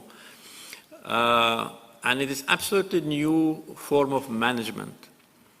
And this positive experience later maybe will be transformed to the rest of the country. The technological development, the ecologically friendly business environment, all that will be transferred. So we already have these plans. We did not yet put it on paper because first we need to return the main part of the former refugees, but this will be a roadmap for reconstruction and development of the rest of Azerbaijan. For instance, after we announced the Karabakh and Eastern Zengezur as a green energy zone, the next step was done with Nakhchivan Autonomous Republic, and now we have a plan of building 1,500 renewable sources of energy in Nakhchivan. We adopted a special state development program for Nakhchivan Autonomous Republic, more or less the same like for Karabakh and Eastern Zengezur program, which is called Big Return. We already assigned companies, international companies, which help us to plan the city planning in Karabakh, to do the same in Nakhchivan, taking into account already existing city infrastructure. And because geographically and culturally it was more or less the same region, Karabakh, Zengezur, Nakhchivan, it is more or less the same geographical and cultural environment.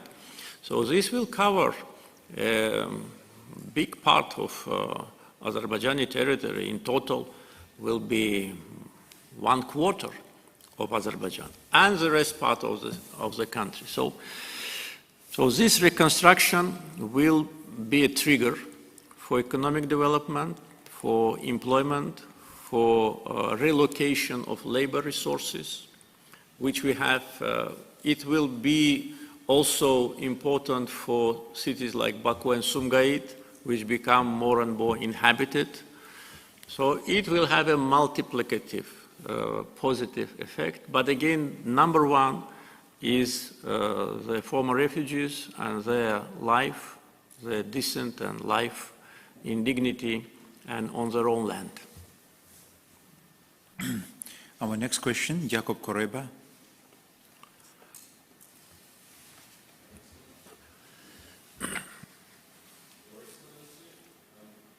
Use yours. Sorry, Your Excellency. My name is Jakub Korejba, myself from Poland, but representing AVIM Center for Eurasian Studies.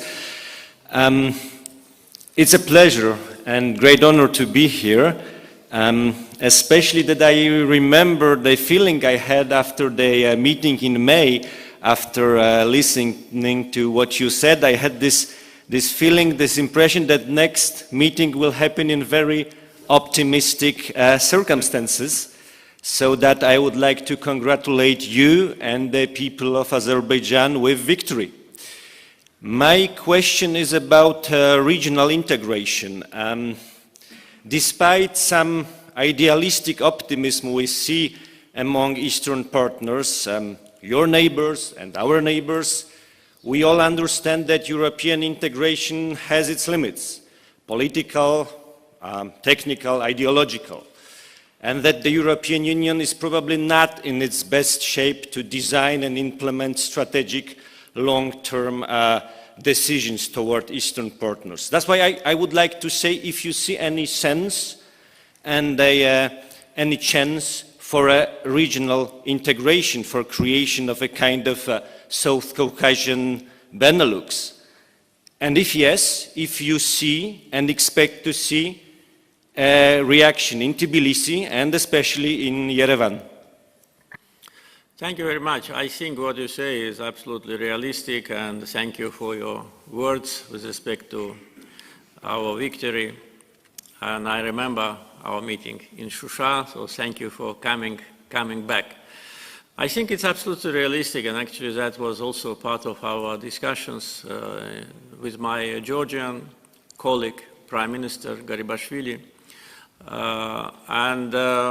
There is a chance now for Southern Caucasus to start the process of at least consultation. Maybe it's earlier to talk about integration, but we should start from consultations, and I think the first consultations took place in Georgia just recently on the sidelines of one international event.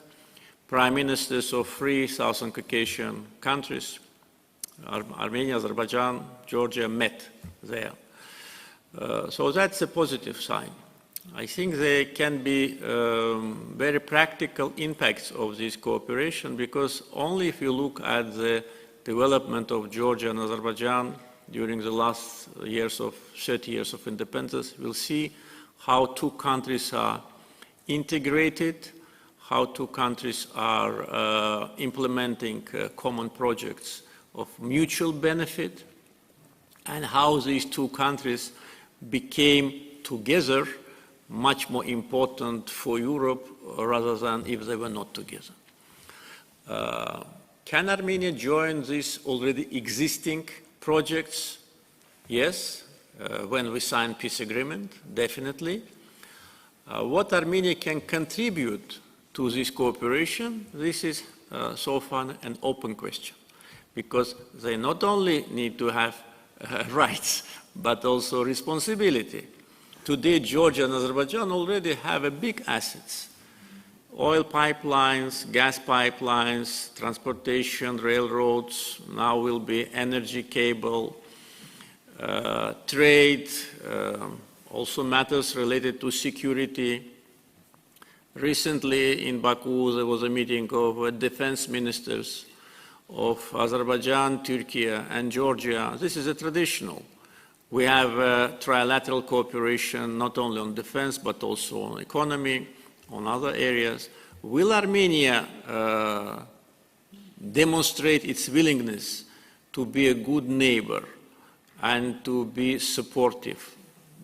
Again, it's an open question. I think if they think strategically, that's the only way for Armenia to preserve its sovereignty. Because what is happening now, as we observe from Baku in Armenian government, is chaotic shifts from one pole to another. And they think that that another pole will be a kind of a salvation for them. No, it will be just another big brother, nothing more than that. And whether this big brother will be better than the previous one, I frankly doubt. Because it is very far away. It is not very, how to say, strongly committed to the region, and from all points of view pursues its own political or maybe personal ambitional ideas. So Armenia, in order to be part of that integration, needs to demonstrate its willingness. And as I said, peace agreement is, of course, the main prerequisite, but not the only one. They need to demonstrate that we are now consider each other as partners. This is possible. In the meantime, the process of reconciliation should go. There must be more contacts between intellectuals, between people who can influence public opinion, and there must be less demonstration of hatred. Because when we sent our team to participate at the sporting event in Yerevan, and in front of Prime Minister Pashinyan, Azerbaijani flag was burned, so what kind of message do they send? And that immediately was a big step back from our plans, and maybe their plans also. But these things, they're very sensitive, they're emotional, but also very illustrative. So can we feel ourselves, I mean, both safe visiting each other? It's still a big question. But potential is here. I know that Georgian government completely shares this view. We still did not have a very clear demonstration of position from Armenia, but if it happens, we can start. And they will feel themselves much more on the safe side. Our Georgian friends here, they know that today Georgia's energy security is absolutely on the safe side, no matter what happens between big players, no matter what is the weather, because it is a reliable source of supply. We know that for Azerbaijan, the reliable transit route is through Georgia. So this is interconnection, this is, if you can use the word, interdependence, which is good, which strengthens the friendship. So can be projects related to power generation, natural gas, fuel, transit, opening of transportation, but for 3 years, Armenia was blocking the opening of Zangezur corridor. It was not us. Turkey was actively promoting. Azerbaijan was promoting, many other countries, but they were blocking. So I think they need to rethink the situation, and also they need to understand that no matter how strong your big brother is, you live here among these countries. You'll have to find your place. Our next question, Juan Batalem. Thank you, Your Excellency. Juan Bataleme from Argentina, the Argentine Council of International Relations. Allow me to join my colleagues in thanking you for your country's hospitality. My question is quite simple. How difficult was and how long took you to prepare a military able to re-establish territorial integrity? Thank you. Well, it's a topic for another conference.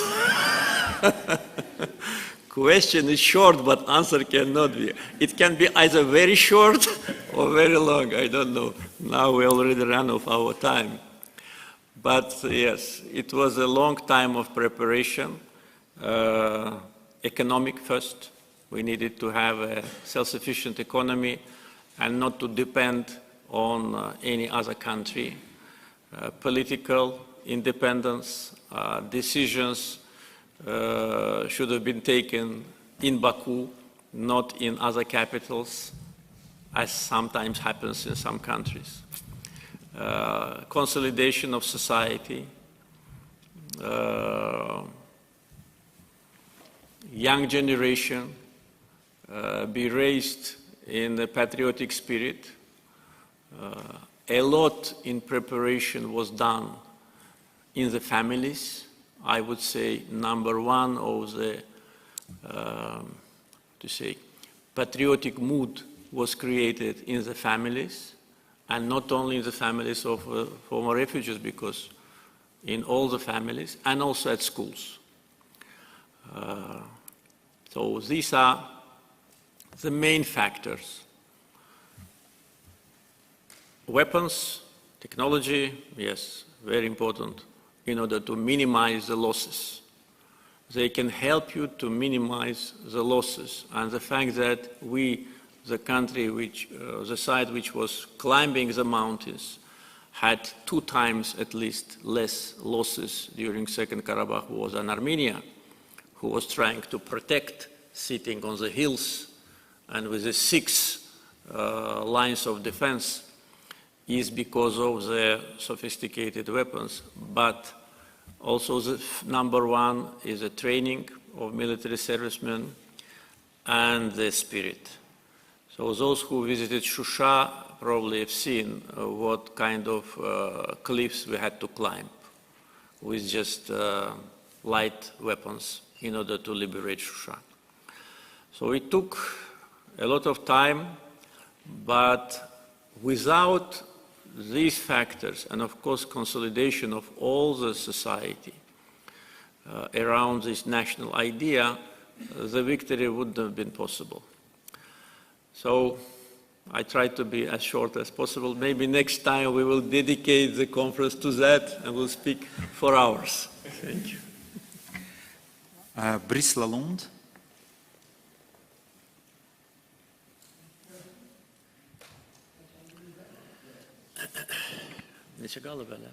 Mr. President, thank you for your gracious invitation. I am from one of these European beautiful countries. I think I have some messages to convey back home. Why you are sitting then? I understand why you're sitting in the second row. Nobody is perfect, as you know, Mr. President. But it's true. There's misconceptions, misunderstandings. So how can we dissipate these misunderstandings? That's one of my main questions. Right now, at this moment, there's a huge climate conference in Dubai. These climate conferences, they bring 70,000 people, especially young people, interested in the future. Next year, we don't know where this conference will happen, but it could happen here. It could happen here, and you have a lot to say, Mr. President. You talked about hydrogen, you talked about renewables, you've built a big solar power plant south of Baku. I think it would be, in my view, it would be a good idea. And also because gas-producing countries have a lot to do to help countries to replace coal, for instance. So in my view, and this is my question, would it be a good idea to organize a climate conference in Baku as soon as possible? Thank you very much. I think it will be a great idea, and we are working on that. Don't want to, run before the train, but I hope soon we may have good news. You know that Azerbaijan is bidding for COP29, and there are certain problems in getting the conference to Baku. Hopefully, very soon we can find a good resolution to this problem, and that will be another important step towards peace, which we were just talking about. Azerbaijan is ready to host COP29. We have a lot to report. When Soviet Union collapsed, we got absolutely destroyed oil and gas infrastructure, great decline in oil production, and the territories around Baku looking like an ecological catastrophe. So now it's very difficult to imagine when you look at the Olympic Stadium, what was before there. If you look to our water sports center, it was all oil lakes.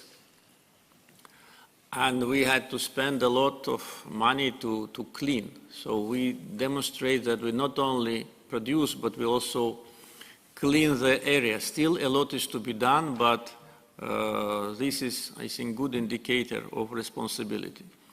And also having 2.6 trillion of natural gas deposits with existing pipelines and with oil deposits, with,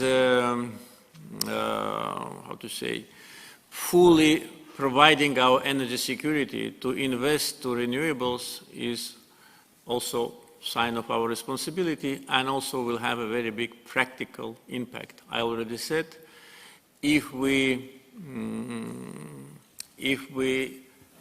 reduce the consumption of natural gas to produce electricity 50% only due to renewables, we will send another 2.53 billion cubic meters of gas to Europe, which needs it. So it will be a win-win situation, and the next COP is next year. So if that last obstacle is already lifted, then all of us will be next, probably these days it will take place, and maybe we'll have good conference of ADA University on the sidelines, devoted to particularly this issue. Thank you. Our next question, Valentina Chabert. Thank you very much, Mr. President. It is an honor meeting you here after our meeting in Shusha. My question concerns environmental damages in Karabakh, which are one of the collateral effects of 30 years of occupation. And after the liberation of the whole territory last September, how is the environmental condition of the formerly occupied territories? And do you have plans to legally assess the international responsibility of Armenia and of private companies that committed environmental harm during occupation? Thank you.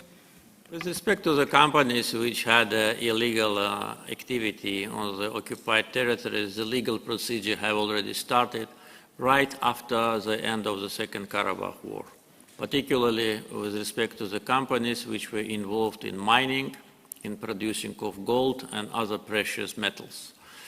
You know that this legal process takes time, but already almost for 3 years we are in the active phase working with different lawyers firms in order to bring to justice those who illegally excavated our natural resources. Now the situation in the newly liberated territories is in the process of assessment. There is a special team consisting of representatives of different governmental bodies, which now continue monitoring village by village, side by side, evaluate what has been done, and including the ecological damage.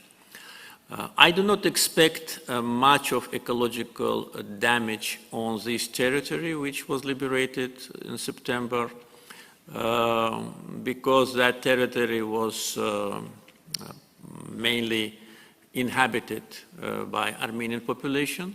They created damage basically in the territories where there was the Azerbaijani population. Basically, the biggest damage was made to the forests of Kelbecer, Lachin, and Zengilan. More than 60,000 hectares of trees have been cut. And this is an analysis based on the satellite images before and after, and also on our physical monitoring.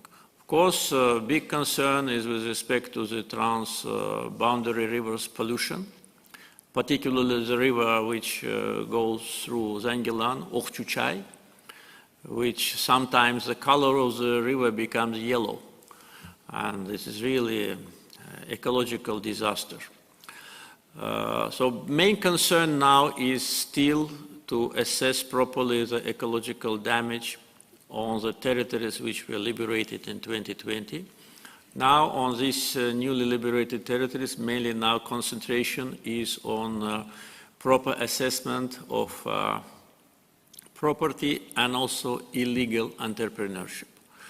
Because with respect to that, it was not only local separatist leaders who owned those factories, but also representatives of our Armenian diaspora in different countries.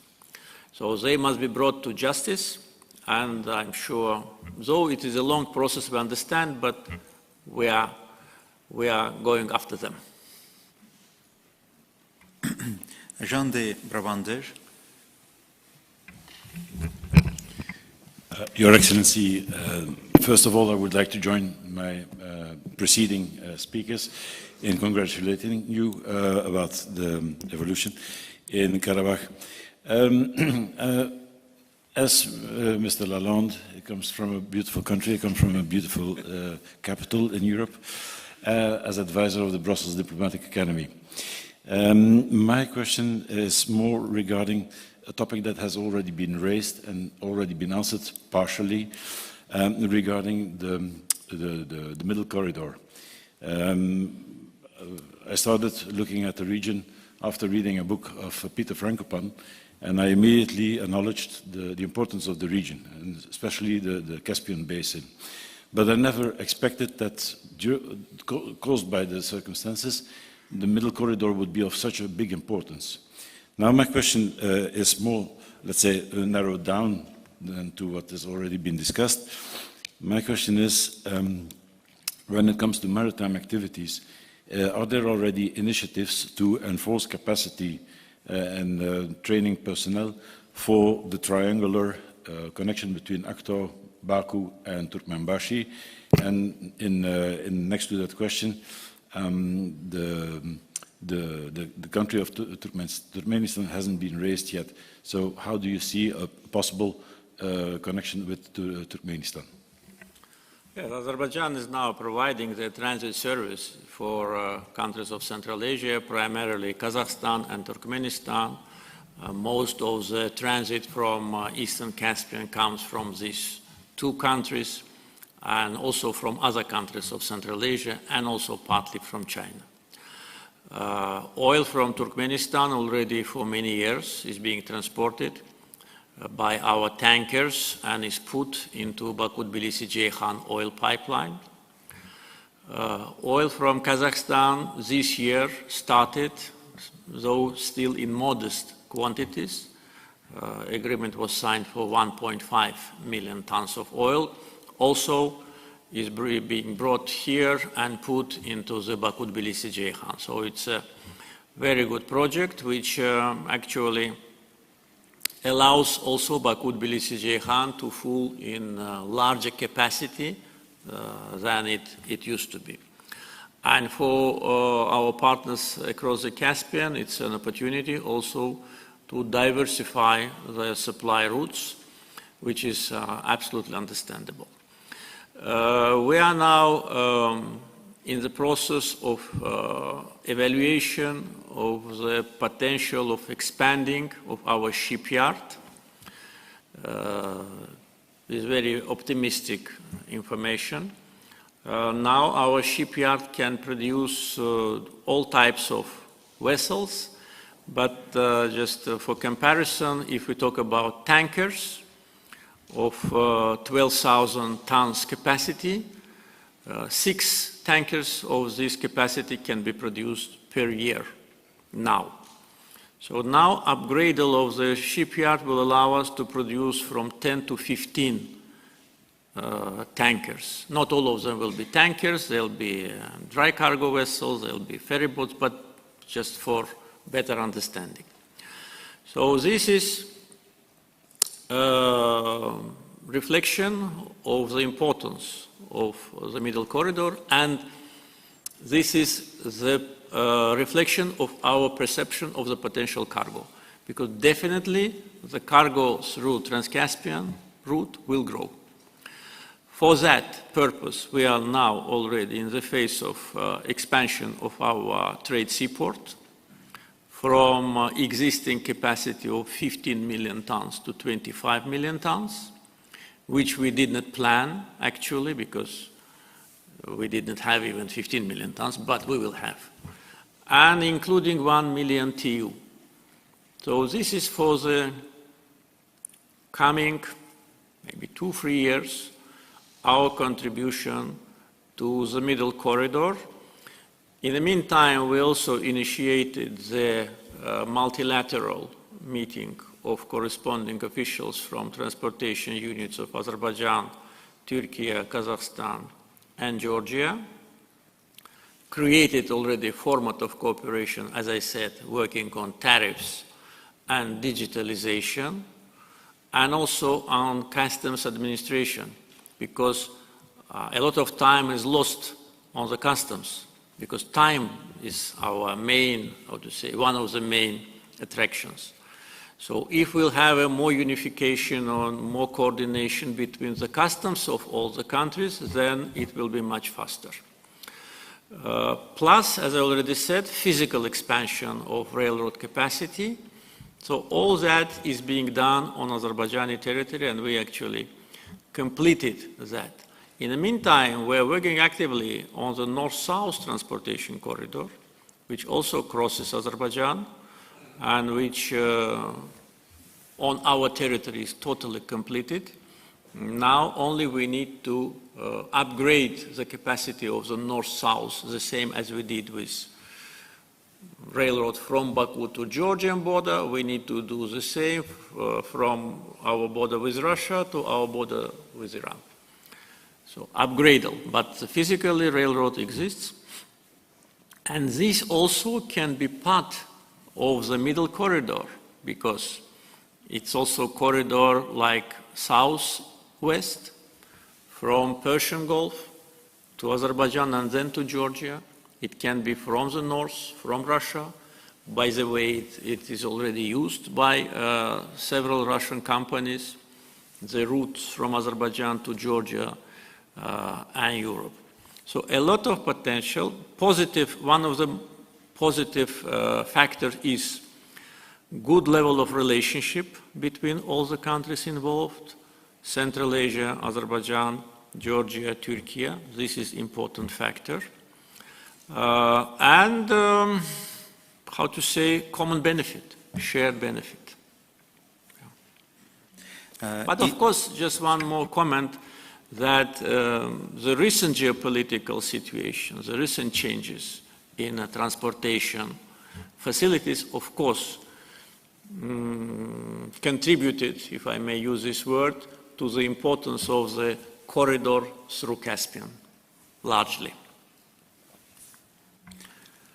İldən.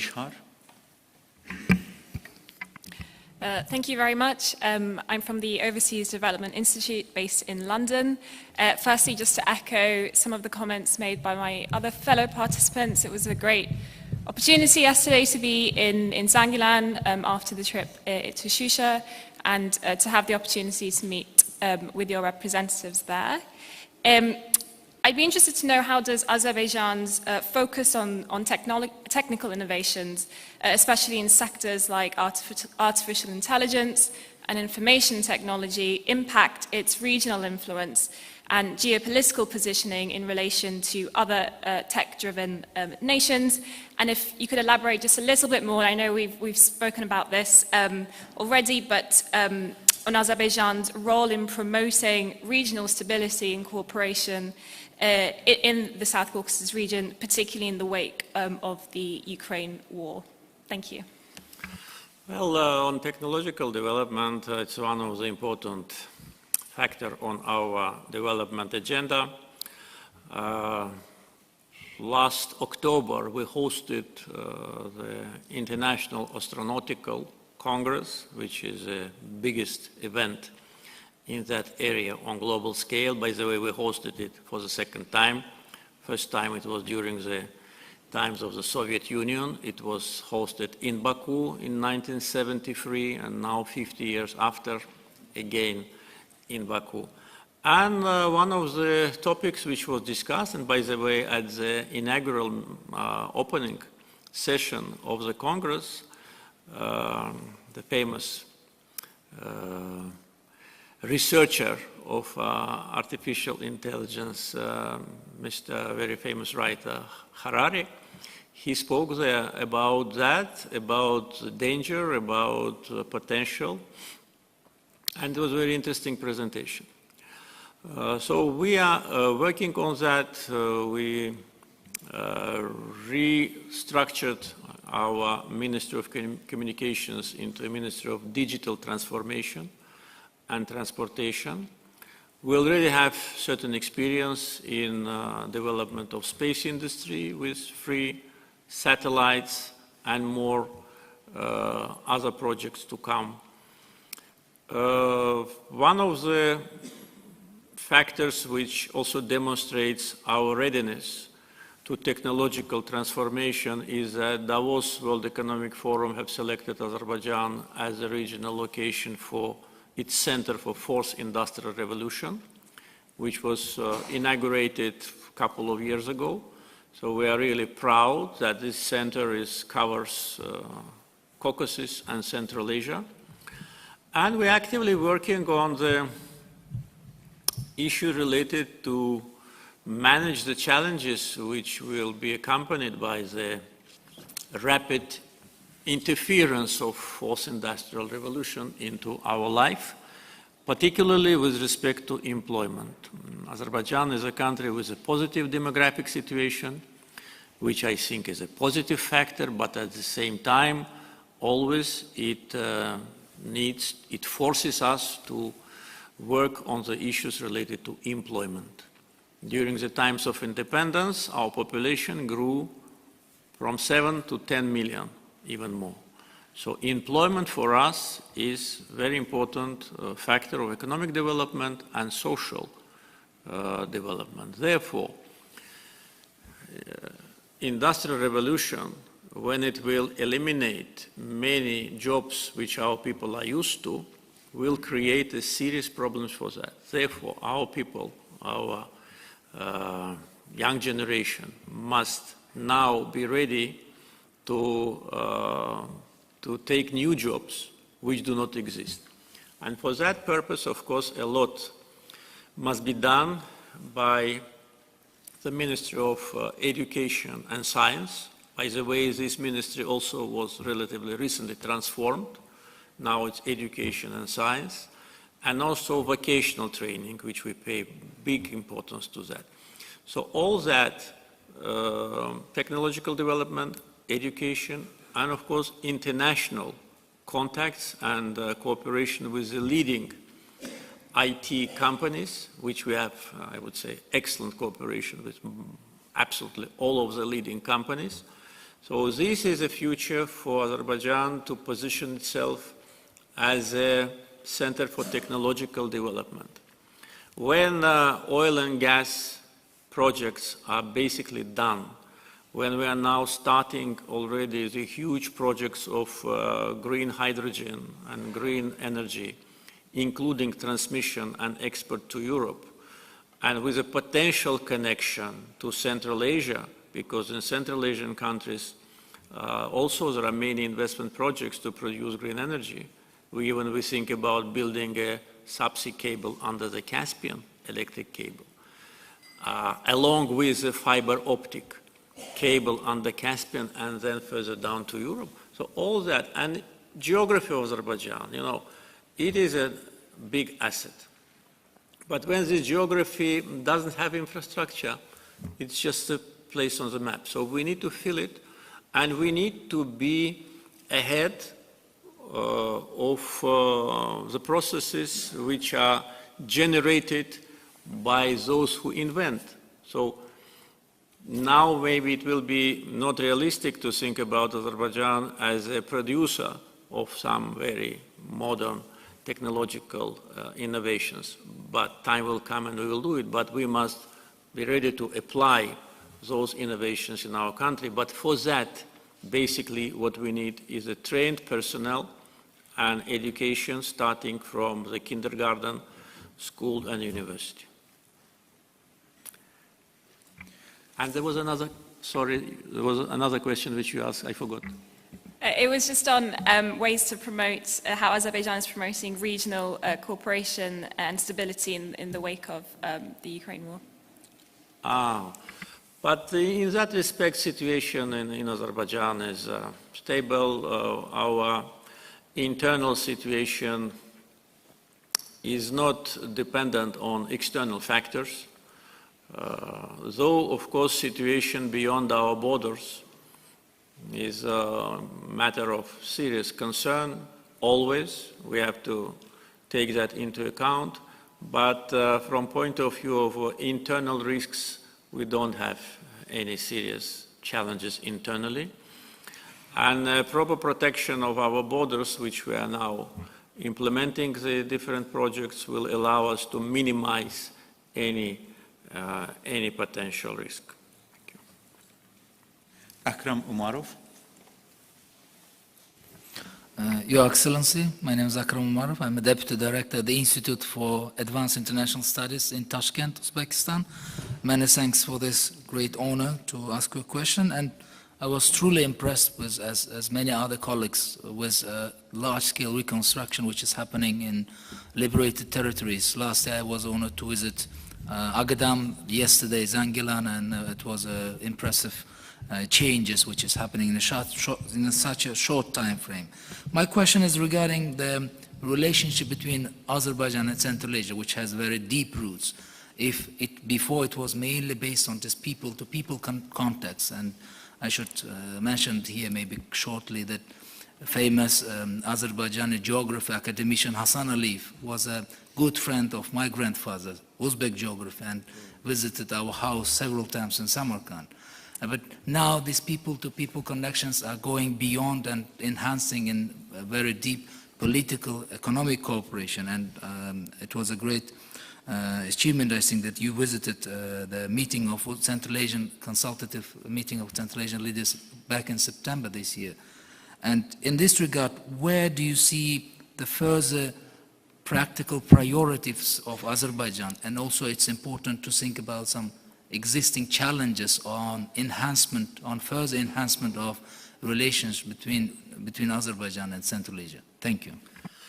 Thank you. You mentioned a very important factor of our many centuries cooperation and friendship, which is people-to-people contact. Actually, this people-to-people contact and the traditions and the memories actually was a foundation for today's development. In the early years of independence of our countries, each of us had different challenges. Each was preoccupied with its own domestic situation. In some countries, it was very, very serious, like in Azerbaijan, in Tajikistan, civil war, etc. But every country has its own challenges, so we were mainly preoccupied with that, building of statehood, building of economy, and building sovereign states. It was not easy to build a state from scratch, especially in the situation when you are limited in financial resources and you have to take care about, situation with political stability. So it was natural that at that time, even between the Central Asian countries, there was not such a strong integration as it is today. It's a situation of the last years when Central Asian countries became more integrated. And I spoke at the SPECA summit, which we hosted here with the participation of the leaders of Central Asian countries, saying that one of the important factors for all of us is political stability, especially now when we see like a wave, this wave of instability is growing all around, and around our region and around the world, different parts of the world. Invitation to participate at the summit of Central Asian countries, which took place in Dushanbe, to me, as the only guest of honor, was a sign of great respect and also reflection of our friendship. With all the leaders of Central Asian countries, I have very good and friendly relations, and relations between the peoples, as I said, is a foundation. At the same time, many projects now which are actually leading us to a closer integration. And organizing the SPECA summit here with a program which was initiated by United Nations for Economies of Central Asia in 25 years ago, and then Azerbaijan joined it. I also said that Central Asia and Azerbaijan is actually one historical and geographical area, and now with this political interaction and concrete projects, we can create a synergy, and we are doing that. When we talk about the political interaction, we will see that is a, automatic, I would say so, mutual political support in all the international institutions, including United Nations and others. When we talk about issues related to economy, we see the growth of mutual trade. Energy and transportation routes connect us. Under current geopolitical reality, the routes through Azerbaijan for many Central Asian countries is considered to be one of the priority. And as I said, what we have done here on the transportation track already allows us to receive all the cargoes which they may ship.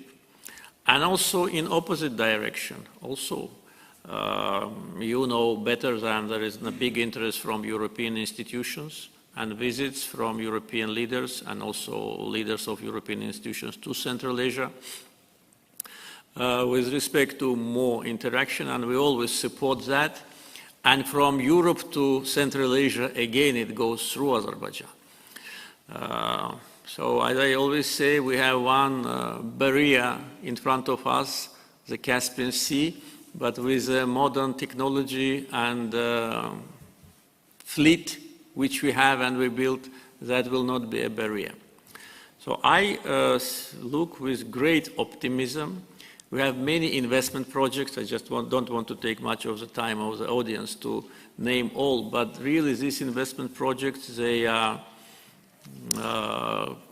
counted in billions of US dollars of mutual investments, not to mention energy and transportation. So once again, it's a new reality and very positive results. İki sualımız kaldı. Tengiz Paladze. Thank you so much, Mr. President. I'm Tengiz Paladze. I'm Georgian, but I'm working for European Center for International Political Economy. Mr. President, thank you for this great opportunity and yesterday's visit to Zangilan. That was really unforgettable experience, and my heartfelt congratulations with all the achievements you have. Actually, I got the comprehensive answer about all the questions I had related to Georgia or EU's role in the peace process. I just wish you peace and prosperity and all the best to my beloved Azerbaijan. Thank you so much. Thank you very much, and best to you and all our Georgian brothers. Thank you for your kind words about Azerbaijan. Mr. President, we're almost reaching the 3 hours with our last 20th question, Ventislav Sabev. Yeah, so we come to the end. I'm representing the Geneva Geostrategic Observatory, and coming back to the issue of IDPs, you mentioned, Mr. President, the problem of landmines as a major impediment for the return of displaced people. A few months ago, during the summit of the non-aligned movement, you made a global initiative suggesting and even proposing to add an 18th Sustainable Development Goal on humanitarian demining. And as I come from Geneva, which is a global hub of disarmament, we have the initiative to gather NGOs and civil society and academics from the United States, Europe, of course, Geneva being present, and Azerbaijan, maybe ADA could be a partner in this initiative. So this is to convey to you this message that we would like to take this initiative in international Geneva and ask whether the initiative can be pursued in support to this international project that you launched. Thank you. Thank you very much for mentioning that. Really, I made such an initiative. Our chairmanship in non-aligned movement is coming to an end. These 4 years were extraordinarily important for us from point of view of institutional development of NAM, which I think made a big progress, and also from point of view of great international experience and contacts with 119 countries of member states, and organizing summits. So, and the idea with respect to including humanitarian demining in sustainable development goals is actually based on our unfortunate experience. So we are still losing people, losing their lives, and also almost every week we have injuries, and just yesterday, unfortunately, again, one of the deminers had a bad accident. It's already almost 350 people. 65 of them have been killed by the mines. And the tragedy is that Armenia, though they said they gave us the maps, actually those maps are useless. And in the areas which they considered that the maps they gave us are accurate, we had a lot of accidents also. And also during the times after the Second Karabakh War, before anti-terror operations, they planted again hundreds of thousands of mines in the area which they consider to be a line of contact between separatists and Azerbaijani forces. And we have identified the mines which have been produced in Armenia in 2021. And we invited the Russian peacekeepers and also Russian Turkish monitoring missions representatives and demonstrated those mines, saying that this is evidence of Armenian terror. It's another question how these mines were transported to Karabakh after Second Karabakh War, while there was a Russian peacekeeping mission there. It's a big open question.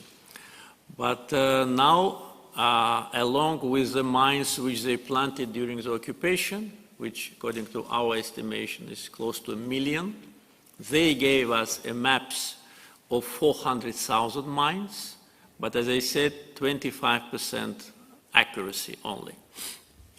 And now we have hundreds of thousands of new mines planted. All the time when we send former refugees back, the main message to them is to be careful and not to go to the restricted area. All the restricted areas have its boundaries, some signs, but at the same time, unfortunately, this is a tragedy which we will face for probably decades, The experience which is available in the Balkans show that even now, 30 years after, they have this problem. So we do everything what we can in order to provide demining, as quick as possible, but, it's a very slow process. And we lack equipment, and also we lack trained personnel. Equipment can be bought, but trained personnel, it's a very specific job. And also we try to invite international companies, but I can tell you that the cost which they charge for 1 square meter is 50 or 100 times higher than the cost which we spend. So such a rate of return, if I can call it, is unacceptable. Therefore, of course, we would be happy if international institutions can be supportive in that, and if we include it, because not only Azerbaijan is suffering, we know how many countries are suffering. That can be not only financial support, actually we don't need it, but technical support and support with a trained personnel which can help us to do it as soon as possible. Mr. President, on behalf of all participants, we would like to express our profound appreciation and thanks for comprehensive discussion and Q&A session. As a last word, I just wanted to ask Ambassador Hafiz Pashayev as a host of our event. Yes, Mr. President, as always, it was extremely useful for all participants, and once again you put ahead of us new task to meet another time in maybe 5-6 months later. 3 hours. Thank you very much for this 3 hours experience. Thank you for your attention and your patience. Thank you very much.